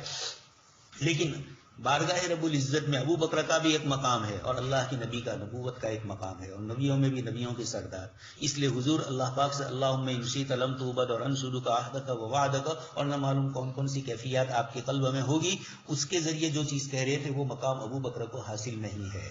وہ اللہ کی نبی ہی کو حاصل تھا. دوسری بات، حضرات محدثین ذکر فرماتے ہیں کہ جیسے رات دن ہوتا ہے دنیاوی اعتبار سے بھی، ایک آدمی اس کے اوپر کوئی غم سوار ہوتا ہے تو اس سے چھوٹے درجے والا، اس سے کم عمرہ والا، اس سے نسبت میں باپ کو بیٹا، ماں کو بیٹی، اس طریقے سے تسلی دیتے ہیں. دنیا میں رات دن دیکھ رہے ہیں تو یہ انسانوں کی طرف سے ایک طرح کی، حالانکہ وہ سامنے والا ان سے زیادہ جاننے والا ہے، لیکن اس کو خطرات اور وسوسے ہوتے ہیں. نزدیک آنا پیش بود حیرانی. آپ سن ہی چکے ہیں، سخت بجلی اور کڑک گرج ہوتی تھی، اللہ کے نبی متوجہ ہوتے تھے. جب بارش شروع ہو جاتی تھی تو آپ صلی اللہ علیہ وسلم کو اطمینان ہوتا تھا. حضرت عائشہ صدیقہ رضی اللہ تعالیٰ عنہ نے فرمایا کہ اللہ کے رسول دوسروں کو میں دیکھتی ہوں کہ جب یہ کڑک گرج ہوتی ہے تو یہ بارش کی بنیاد کے اوپر خوش ہوتے ہیں، اور آپ کے اوپر ایک کیفیت طاری ہوتی ہے. حضور نے فرمایا کہ عائشہ، یہ کڑک اور گرج کے عذاب پچھلی قوموں پر آئے اور ان کو ہلاک کیا گیا. حالانکہ اللہ کے نبی کو معلوم تھا، قرآن کریم کی آیت نازل ہوئی ہے کہ اللہ تبارک و تعالیٰ ان پر عذاب نہیں نازل کریں گے جب تک کہ وہ استغفار کرتے رہیں اور وَأَنْتَ فِيهِمْ، اور آپ ان میں ہیں، مکہ وہاں. لیکن پھر بھی خطرات اور وسوسے ہوتے ہیں. اس لیے جہاں محبتیں ہوتی ہے تو بدگمانیاں بھی بہت ہوتی ہے. ہلکی سی چیز کے اندر ذرا سی ادھر ادھر توجہ میں کمی آئی، فوراً اس کے اوپر دل کے اندر وسوسے پیدا ہوتے ہیں. تو اللہ کے نبی صلی اللہ علیہ وسلم یہ سمجھ رہے تھے کہ ہو سکتا ہے کہیں ہم سے کوئی کوتاہی ہو جائے، اور مدد خداوندی کی جو شرطیں ہیں ان شرطوں میں سے اگر کوئی نہ پائی جائے، یا ہماری طرف سے ان شرطوں کو جو پورا کرنا ہے اس میں کمی ہو جائے. آپ جانتے ہیں سیدنا موسیٰ علیہ السلام بلعام ابن باورہ کے ساتھ جب مقابلہ ہو رہا تھا اور بھی دوسرے مواقع پر، تو اللہ پاک نے موسیٰ علیہ السلام کو فرمایا، اور اسی طرح استسقاء کے موقع پر بھی، کہ ہم نے تمہارے اندر ایک آدمی شغل خور ہے، اس کی وجہ سے ہم تمہاری دعا قبول نہیں کر رہے. موسیٰ علیہ السلام نے فرمایا باری تعالیٰ مجھے اس کا نام بتلا دیجئے، تاکہ اللہ پاک نے فرمایا کہ موسیٰ جس عمل سے ہم روک رہے ہیں اور جس کی بنیاد پر ہماری طرف سے رحمت نہیں آ رہی ہے وہی عمل ہم کریں، یعنی ہم ان کا نام لیں. اللہ پاک تو ارحم الراحمین ہے. آپ سن ہی چکے ہیں 17 حزب الاعظم میں جو دعائیں ہیں ان میں یہی ہے کہ آپ نے میرے اوپر ستاری فرمائی. بہت ساری دعاؤں میں اس قسم کے جملے ہیں. خیر، تو اللہ کے نبی صلی اللہ علیہ وسلم اس مقام پر تھے، یعنی کہ اللہ پاک کا جو جمال اور جلال، جمال خداوندی سے بھی اللہ کے رسول صلی اللہ علیہ وسلم مطلع تھے اور جلال خداوندی سے بھی. لیکن یہ موقع تھا کہ جس موقع پر ادنا سی بھی کوتاہی اللہ پاک کو ناراض کرنے والی، یہ نبی کی توجہ ہر وقت اس پر رہتی ہے. یہ مقام حضرت ابوبکر صدیق رضی اللہ تعالیٰ عنہ کو حاصل نہیں تھا، اس لیے وہ رات دن دیکھتے ہیں بہت سارے. ایک مرتبہ ایک صاحب نے، ہمیں جہنم کی گفتگو ہوئی، رات دن آپ قصے سنتے بھی ہیں مقررین کے، تو ایک صاحب نے کہا کہ جہاں جانا نہیں وہاں کی بات کرنے کی کیا ضرورت، یعنی جہنم کا تذکرہ ہی مت کرو، جنت ہی کی باتیں کرتے رہو، اس لیے کہ ہم تو مومن ہیں، جنت والے ہی ہیں. یہ اس طرح کا انتہائی اپنے آپ کو اتنا مطمئن کر لینا، جبکہ قرآن کریم میں فرمایا ولا یخاف عقباہا، اللہ جب سزا دیتے ہیں تو وہ کسی سے نہیں ڈرتے. اسی آیت میں ولا یخاف عقباہا کی ایک دوسری تفسیر میں مفسرین نے یہ فرمائی کہ یہ جو قدار ابن صالح تھا قوم سمود کی، جس نے حضرت صالح علیہ السلام کی اونٹنی کے کونچے کاٹے، ولا یخاف عقباہا. اور ایک اور آیت میں بھی اللہ تبارک تعالیٰ نے فرمایا کہ اللہ کا عذاب ہے ہی ایسا کہ اس سے ڈرا جائے. تو آپ صلی اللہ علیہ وسلم پر یہ کیفیتیں تھیں، اس لیے آپ کو اللہ پاک کی ان دونوں صفات کا استحضار تھا. آگے اس کے بعد امام بخاری رحمۃ اللہ علیہ نے بابن بلا ترجمہ کی امام بخاری رحمۃ اللہ علیہ نے باب قائم کیا. عموماً محدثین یہ فرماتے ہیں کہ اگلے باب سے مناسبت تو ہوتی ہے لیکن کچھ جنسیت کا درجہ ہوتا ہے، یعنی جنس کے اندر تمام انواع شامل ہو جاتی ہے. اس طریقے سے امام بخاری رحمۃ اللہ علیہ غزوہ بدر کے متعلق یہ چیزیں ذکر کرتے ہیں. اگلے باب میں جو چیزیں تھیں اس کا تو براہ راست تعلق تھا، اور اس کا تعلق من وجہن ہے، اس لیے کہ یہاں آیت کا شان نزول ذکر کیا جا رہا ہے. نفس غزوہ بدر جس کو ذکر کیا جانا ہے وہ ذکر نہیں ہو رہا ہے، بلکہ اس سلسلے کی آیت کا نزول جو ہوا، اگرچہ یہ من وجہ متعلق ہوا، اور اسی لیے تو ان دونوں باب کے بیچ میں رکھا ہے کہ اگلا باب بھی تو عدت و اصحاب بدرین ہے، بدر والوں کی گنتی کے متعلق ذکر فرمایا. اس لیے من وجہ مناسبت یہ ہے کل فصل السابق، یہ ذکر کیا جاتا ہے فصل سابق، یعنی اگلی باب کے ساتھ اس کا من وجہ ربط، اور مکمل نہیں ہے اس لیے باب کا عنوان قائم کیا. حضرت شیخ زکریا رحمۃ اللہ علیہ اور اسی طرح شیخ الہند رحمۃ اللہ علیہ، جنہوں نے ابواب اور تراجم کے اوپر تفصیلی گفتگو کی ہے اور جو 36 صفحے آپ کو روانہ کیے ہیں، اس کے اندر یہی ساری وہ باتیں ہیں. وہ یہ فرماتے ہیں کہ امام بخاری رحمۃ اللہ علیہ ترجمہ قائم کرتے ہیں، ترجمۃ الباب لکھتے ہیں، اور پھر ترجمۃ الباب میں کوئی چیز ذکر نہیں کرتے ہیں. یہ طالب علموں کو، جیسے چھوٹے بچوں کو آپ اسکول میں دیکھتے ہیں، اور اب ہمارے یہاں بھی ادب کی کتابوں میں تدریس، ہمارے یہاں تدریب النحو ہے، تدریب الصرف ہے، سوالات کیے جاتے ہیں اور پھر خالی جگہ پور کرے، اس کے ذریعے آپ کو نحو اور صرف کے قواعد اور ادب اور بلاغت کے قواعد مستحضر کروائے جاتے ہیں. یہ ہمارے مدارس اسلامیہ میں کم ان چیزوں کی طرف رغبت دی جاتی ہے. عرب ملکوں کے اندر وہاں کی یونیورسٹیوں میں اور وہاں کی اسکولوں میں جو بلاغت پڑھائی جاتی ہے، نحو پڑھایا جاتا ہے، صرف پڑھایا جاتا ہے، تو طلباء سے وصول کرنے کی مختلف شکلیں وہاں ہوتی ہے. تمرین،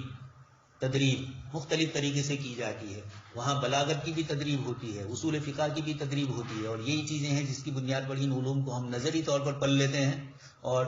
اس کے اوپر ہمارا کما حق ہو، جو اس کا حق ہے وہ حق ادا نہیں ہو رہا ہے ہماری طرف سے. اس کی وجہ یہی ہے، اور یہ جو کچا پن آتا ہے استعدادوں میں، اس کی اصل بنیادی وجہ یہی تدریب نہیں ہوتی ہے. خیر، تو امام بخاری رحمۃ اللہ علیہ یہ بابن کے بعد اب ہمیں کہہ رہے ہیں کہ تجھے اتنی مشق کروائی باب کے ذریعے میں نے، اب تو ہی اس روایت کے اوپر ترجمۃ الباب قائم کر لے. یہ بھی ایک اچھی چیز ہے، اور یہ بھی امام بخاری کی شائع نشان یہی ہے کہ وہ چھوڑ بھی دیں کبھی. انہ سمیع مقسما مولا عبداللہ ابن الحارث. اور بھی دوسری وجوہات کچھ حضرات نے علامہ باجی مالکی رحمۃ اللہ علیہ کے حوالے سے حضرت حافظ ابن حجر اسقلانی رحمۃ اللہ علیہ نے ایک چیز لکھی ہے، اور مولانا مفتی عبدالرشید نعمانی رحمۃ اللہ علیہ نے امام ابن ماجہ اور حدیث شریف میں ان کے مقام میں اس کو ذکر کیا ہے امام بخاری رحمۃ اللہ علیہ کے ان ترجموں کے سلسلے کے اندر، کہ کبھی کبھار امام بخاری رحمۃ اللہ علیہ کسی چیز کو ذکر کر کے چھوڑ بھی دیتے ہیں، اور اب لوگ پریشان ہوتے ہیں وہاں پر، تو اس کی مناسبت میں ایسی چیزیں لاتے ہیں نکات بعد الوقوع کہ امام بخاری کو بھی وہاں تک تصور ان کا نہیں جاتا ہو، حالانکہ باوجود اتنی حدت تباہ کے. تو کبھی کبھار ایسا بھی ہوتا ہے، اپنی طرف سے لوگ اس طرح کی چیزیں رکھتے ہیں. زیادہ مناسب یہی ہے کہ اس کا اگلے باب سے بن وجہ تعلق ہے، اس بنیاد پر اس کو ذکر کیا. حضرت عبداللہ ابن عباس رضی اللہ تعالیٰ عنہما سے روایت نقل کی جاتی ہے کہ انہوں نے سنا آپ صلی اللہ علیہ وسلم کو ارشاد فرماتے ہوئے، حضرت عبداللہ ابن عباس کو سنا انہوں نے، عبداللہ ابن حارث جو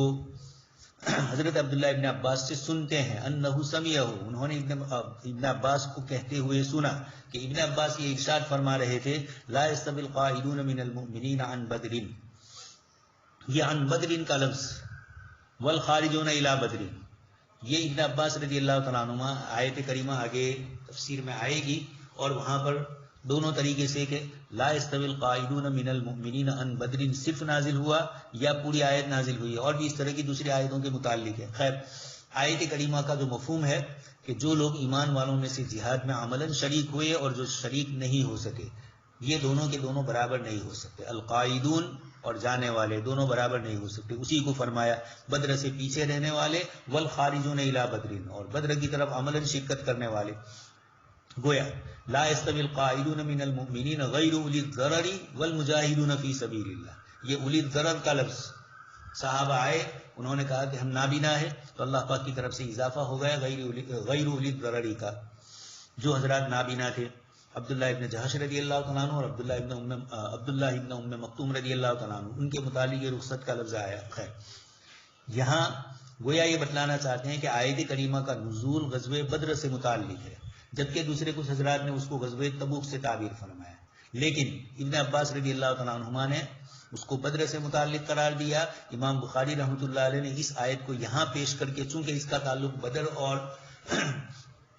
تبوک دونوں کے ساتھ ہو سکتا تھا، اس لیے اگلے باب سے مناسبت نہیں ہوتی اس عموم کی وجہ سے، تو باب لا کر اس کو مستقل الگ ذکر کر دیا، اور یہ بتلا دیا کہ یہ بھی من وجہ بدر سے تعلق. اور بدر کے جو واقعات ہیں اس کی ضمن میں امام بخاری اس آیت کو اور اس باب کو لائے. اس سے بھی امام بخاری نے اپنا رجحان بھی ظاہر کر دیا کہ میرا بھی اس آیت کے شان نزول میں وہی کہنا ہے جو حضرت عبداللہ ابن عباس رضی اللہ تعالیٰ عنہما نے فرمایا. عموماً مفسرین اس کو اسی سے تعبیر کرتے ہیں، اس لیے کہ غزوہ تبوک کے سلسلے کی جو آیتیں ہیں اس میں تو صراحتاً ان سب چیزوں کا ذکر ہے اور بہت تفصیل سے ہے. اس آیت کا نزول غزوہ بدر ہی کے موقع پر ہوا ہے. آگے عدت اصحاب بدرین، بدر کے صحابہ کی تعداد کے متعلق امام بخاری رحمۃ اللہ علیہ باب قائم فرماتے ہیں. حضرت براء ابن عازب رضی اللہ تعالیٰ عنہ فرماتے ہیں کہ میں اور عبداللہ ابن عمر رضی اللہ تعالیٰ عنہ، استصغار صغر کو طلب کرنا، یہاں مراد ہے ہم چھوٹے سمجھے گئے. اذا عدہ صغیرا، روایتوں میں یہ بھی آتا ہے، یہ خاصیت ابواب کے اندر ہر جگہ پر سین اور تا طلب کے لیے باب استفعال میں نہیں آتی ہے، کبھی کبھار وہ دوسرے مفاہیم کو بھی ادا کرتی ہے. جو خصوصیات ہے وہ آپ سن چکے ہیں، اصول اکبری میں بھی مستقل اس کا باب ہے، اور ہمارے یہاں خاصیت ابواب مستقل کتاب پڑھائی جاتی ہے. استصغرہ اذا عدہ صغیرا، یہ تعبیر ہے. تو صحابی فرماتے ہیں کہ ہماری عمر وہ نہیں ہوئی تھی، حضرت براء کی بھی اور حضرت عبداللہ ابن عمر کی بھی، اور بھی دوسرے حضرات کے نام آتے ہیں. تو میں اور عبداللہ ابن عمر بدر کے دن ہم دونوں چھوٹے سمجھے گئے. وکان المہاجرون یوم بدر نیفا علی 60 والانصار نیف 40 و100. مہاجرین کی تعداد بدر کے دن 60 سے کچھ اوپر تھی اور انصار کی تعداد 240 سے کچھ اوپر تھی. نیف ان کا لفظ وہی ہے تو بدعن کا لفظ 3 سے لے کر 9 تک اس کا اطلاق ہوتا ہے. 313 گننے کے لیے انصار اور مہاجرین کی 7 اور 240 300 ہو گئے. اس میں تو اتفاق ہے. لیکن اب نیف ان سے کیا مراد لیا جائے؟ 9 دونوں جگہ مراد لیے جائیں تو 18 ہوتے ہیں اور 318 نہیں تھے، 313 تھے. زیادہ سے زیادہ 315 والی روایت ہے. اور اگر دونوں جگہ 3 مراد لیے جائیں تو 306 ہوتے ہیں. تو کچھ حضرات نے بدر والوں میں 6 گنے ہیں اور انصار میں 7 گنے ہیں، تاکہ یہ 13 ہو گئے. اور وہ تعداد تو ہے ہی 7 پر تو اتفاق ہے. نیف ان کی تفسیر کرتے ہوئے مہاجرین کے لیے 6 مانے گئے اور انصار میں 7 مانے گئے، چونکہ انصار کی تعداد زیادہ تھی. یہ جو گفتگو کی جا رہی ہے یہ پہلے غزوہ بدر کے موقع پر شروع میں ہے. بعد میں دوسری روایتوں میں آپ پڑھیں گے کہ پھر انصار کی تعداد کم ہوئی. تعداد کم نہیں ہوئی، 2 باتیں ہوئی. اس لیے کہ مہاجر تو ہر اس شخص کو کہا گیا جو ہجرت کر کے آئے، تو مہاجرین تو مختلف علاقوں سے آئے.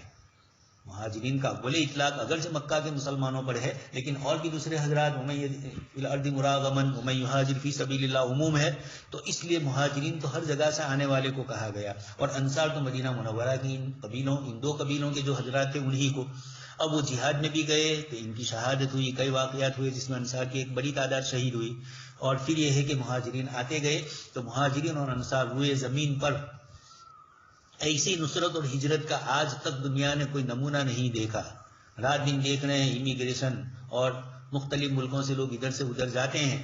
اور پھر ان کے ساتھ کیسا سلوک ہوتا ہے. ان کو اول نمبر وہاں کے 2 نمبر کے شہری گنا جاتا ہے، شہریت کا حق ہی نہیں دیا جاتا ہے. انصار نے مہاجرین کو شہریت کا مکمل حق دیا، بلکہ 2 بیویوں میں سے ایک بیوی بھی پیش کی، تجارت کی چیزوں میں سے چیزیں پیش کی. لیکن مہاجرین بھی مہاجر تھے، یہ اللہ کے لیے گئے تھے تو انہوں نے اس کو قبول نہیں کیا. سمیت البرا آگے والی روایت اس میں بھی یہی ہے کہ آپ نے فرمایا کہ مجھے محمد صلی اللہ علیہ وسلم کے صحابہ نے فرمایا جو بدر میں شریک ہوئے تھے. برا خود صحابی ہے، صحابی سے روایت نقل کرتے ہیں لیکن نام نہیں لیتے ہیں کہ کس میں. چونکہ صحابہ سارے کے سارے عادل ہے، اس لیے حدثنی اصحاب محمدین میں کوئی جہالت باقی نہیں رہے گی. بلکہ امام بخاری رحمۃ اللہ علیہ کئی جگہ پر من اصحاب النبی صلی اللہ علیہ وسلم کا لفظ بھی لائے ہیں کہ آپ صلی اللہ علیہ وسلم کے ایک صحابی سے انہوں نے روایت نقل کی، لیکن چونکہ جنہوں نے نقل کی وہ امام بخاری کے نزدیک قابل اعتبار تھے اور وہ صحابہ کرام کے زمانے میں تھے.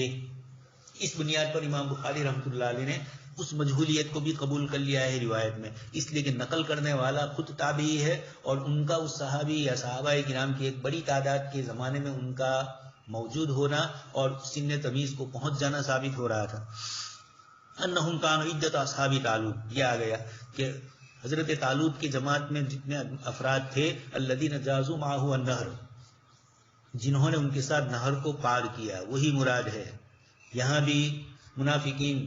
اور جو لوگ نہیں شریک ہو سکے، دونوں کا الگ الگ فرق ہوگا. اتفاقی تھا اس لیے جو شریک نہیں ہو سکے ان پر کوئی قصور نہیں، اور جو پہلے سے ہی نیت جن کی نہیں تھی وہ اس میں شریک ہو جائیں گے. جنہوں نے پانی پی لیا یہ بھی پانی پینے والے، مادیت کی طرف اشارہ ہے. اب یہ قرآن کریم آپ صلی اللہ علیہ وسلم نے اصحاب طالوت کے ساتھ ان کو جو تشبیہ دی، اس کی یا صحابہ کرام کے درمیان یہ گفتگو رہی آپس میں کہ ہماری تعداد بھی وہی ہے جو حضرت طالوت کے لشکر کی. تو صرف تعداد ہی میں تشبیہ نہیں ہے، اس کے ساتھ ساتھ جیسا بھی میں عرض کر چکا کم من فئۃ قلیلۃ کی طرف بھی اشارہ ہے. بضعۃ عشر و ثلاث مئۃ، یہاں پر بھی 310 تو متعین ہو گئے، اور بضعۃ سے پھر کتنے 13 14 15 لوگوں نے جو الگ الگ روایت نہیں کی. امام بخاری رحمۃ اللہ علیہ نے بھی 313 کا عدد اسی لیے ذکر فرمایا، یہاں بضعۃ کا لفظ فرمایا لیکن دوسری روایتوں سے ثابت ہے. قال البراء لا واللہ ما جاوز معه النهر الا مؤمن. اب یہ جو لفظ لا استعمال ہوا یہ ما قبل میں بظاہر کسی چیز کی نفی کے لیے ہوتا ہے. حضرت براء رضی اللہ تعالیٰ عنہ جس چیز کو نقل کرتے ہیں یہ حضرت طالوت کے لشکر کے متعلق، اور وہ تو اس وقت موجود نہیں تھا، لیکن حضرت براء رضی اللہ تعالیٰ عنہ اس لشکر کی طرف اشارہ کرتے ہوئے گویا اپنے صحابہ کرام اپنے ساتھیوں کے متعلق بھی فرماتے ہیں کہ جیسے وہاں مومنین ہی نہر کو پار کر سکے، اس طرح یہاں پکے مومنین جو تھے آپ صلی اللہ علیہ وسلم کے ساتھ اپنے قصد اور ارادے سے شامل ہوئے. پکے مومنین تھے جو شریک نہیں بھی ہو سکے، لیکن یہ اتفاقی جنگ ہونے کی بنیاد پر ان کی عدم شرکت تھی. اور حضرت طالوت کے ساتھ جن کی شرکت نہیں ہوئی یا جنہوں نے پانی پی لیا، یہ وہ لوگ تھے. اس لیے یہ تشبیہ اس طرح سمجھنا ہے. اور لا کے ذریعے حضرت برا رضی اللہ تعالیٰ عنہ طالوت کے لشکر کے مومنین کے ایمان کی بنیاد کو بھی ذکر کرنا چاہتے ہیں کہ یہ جتنے مومنین تھے ان سب نے اس کو پار کیا. یہ تو خیر حضرت برا رضی اللہ تعالیٰ عنہ نے صحابہ کرام سے سنا ہوگا، آپ صلی اللہ علیہ وسلم سے سنی ہوئی چیز ہے، یا علماء یہود سے آپ نے اگر سنا ہے، حضرت کعب احبار وغیرہ اس قسم کے حضرات تھے اس وقت. عبداللہ ابن سلام رضی اللہ تعالیٰ عنہ تھے. کنا اصحاب محمد نتحدث ان عدت اصحاب بدر، یہ اللہ کے نبی صلی اللہ علیہ وسلم نے نہیں فرمایا، لیکن یقینی بات ہے کہ حضور نے فرمایا ہوگا، اشارہ کیا ہوگا، تبھی تو صحابہ کرام کی جماعت میں آپس میں یہ چیز ہو رہی ہے. یہ گویا کہ اپنی فضیلت کی چیز ہے، اور چونکہ اللہ تبارک تعالیٰ نے کامیاب کیا تو آپس میں یہ گفتگو چلتی تھی. الذین جاوزوا معه النہر، اس سے پہلے بھی لفظ آ چکا ہے. ولم یجاوز معه الا مؤمنون، یہاں پر بھی 313 کے عدد کو ذکر فرمایا گیا. اس کے بعد والی روایت حضرت برا یہاں پر بھی یہی فرماتے ہیں. باب دعاء نبی صلی اللہ علیہ وسلم علی کفار قریش شیبۃ و عتبۃ والولید و ابی جہل بن ہشام و ہلاکہم. ان سب کے متعلق آپ صلی اللہ علیہ وسلم نے جو بددعا فرمائی، امام بخاری ان کلمات کو نقل کرنے کے لیے فرماتے ہیں. اگرچہ جس وقت آپ صلی اللہ علیہ وسلم نے بددعا فرمائی تھی وہ موقع نہیں تھا کہ بدر کا ہو، لیکن چونکہ اس بددعا کا اثر اور اس کی قبولیت اللہ تبارک تعالیٰ نے بدر میں فرمائی، تو امام بخاری رحمۃ اللہ علیہ بدر کی نسبت سے اس قبولیت کی بنیاد پر اس دعا کو ذکر کر رہے ہیں جو اس سے پہلے مانگی گئی تھی. چنانچہ روایت میں عبداللہ ابن مسعود خود فرماتے ہیں آپ صلی اللہ علیہ وسلم کعبہ کی طرف استقبال کر رہے تھے، فدعا علی نفر من قریش، اور آپ صلی اللہ علیہ وسلم نے قریش کی ایک جماعت کو بلایا، قریش کی ایک جماعت کے لیے بددعا فرمائی. اور یہ کب ہوا تھا؟ جب آپ صلی اللہ علیہ وسلم کے اوپر ان لوگوں کی طرف سے حوض ڈالی گئی تھی. آپ صلی اللہ علیہ وسلم کو تکلیف اور اذیتیں دی گئی تھی، اتنی ڈالی گئی تھی کہ آپ صلی اللہ علیہ وسلم نماز سے اٹھ نہیں سکتے تھے سجدے سے. تو آپ صلی اللہ علیہ وسلم کعبہ میں نماز پڑھ رہے تھے، مراد کعبہ کے صحن میں، اور وہیں آپ صلی اللہ علیہ وسلم نے ان کے لیے بددعا فرمائی. شیبہ ابن ربیعہ، عتبہ ابن ربیعہ، ولید ابن عتبہ، ابو جہل ابن ہشام، فاشہد باللہ لقد رأیتہم صرعا. ابن مسعود فرماتے ہیں کہ میں گواہی دیتا ہوں اللہ کو حاضر ناظر سمجھ کر، میں نے ان سب کو دیکھا. یعنی جس وقت حضور نے بددعا کی اس وقت نہیں، بلکہ بددعا کا جب اثر نمایاں ہوا بدر کے میدان میں، صرعا قد غیرتہم الشمس، سورج کی تمازت نے اور گرمی کی شدت نے ان کے چہرے بدل لیے تھے. ویسے بھی گرمی میں چہرہ تھوڑا کچھ بدل جاتا ہے، اور مزید اللہ پاک کی طرف سے نبی کی بددعا کے اثرات تھے. وَكَانَ يَوْمًا حَارًّا، ظاہری اسباب کے درجے میں وہ دن سخت گرمی کا بھی تھا، اور اللہ پاک کی طرف سے وہ گرمی بھی آئی جس نے ان سب کو ختم کیا.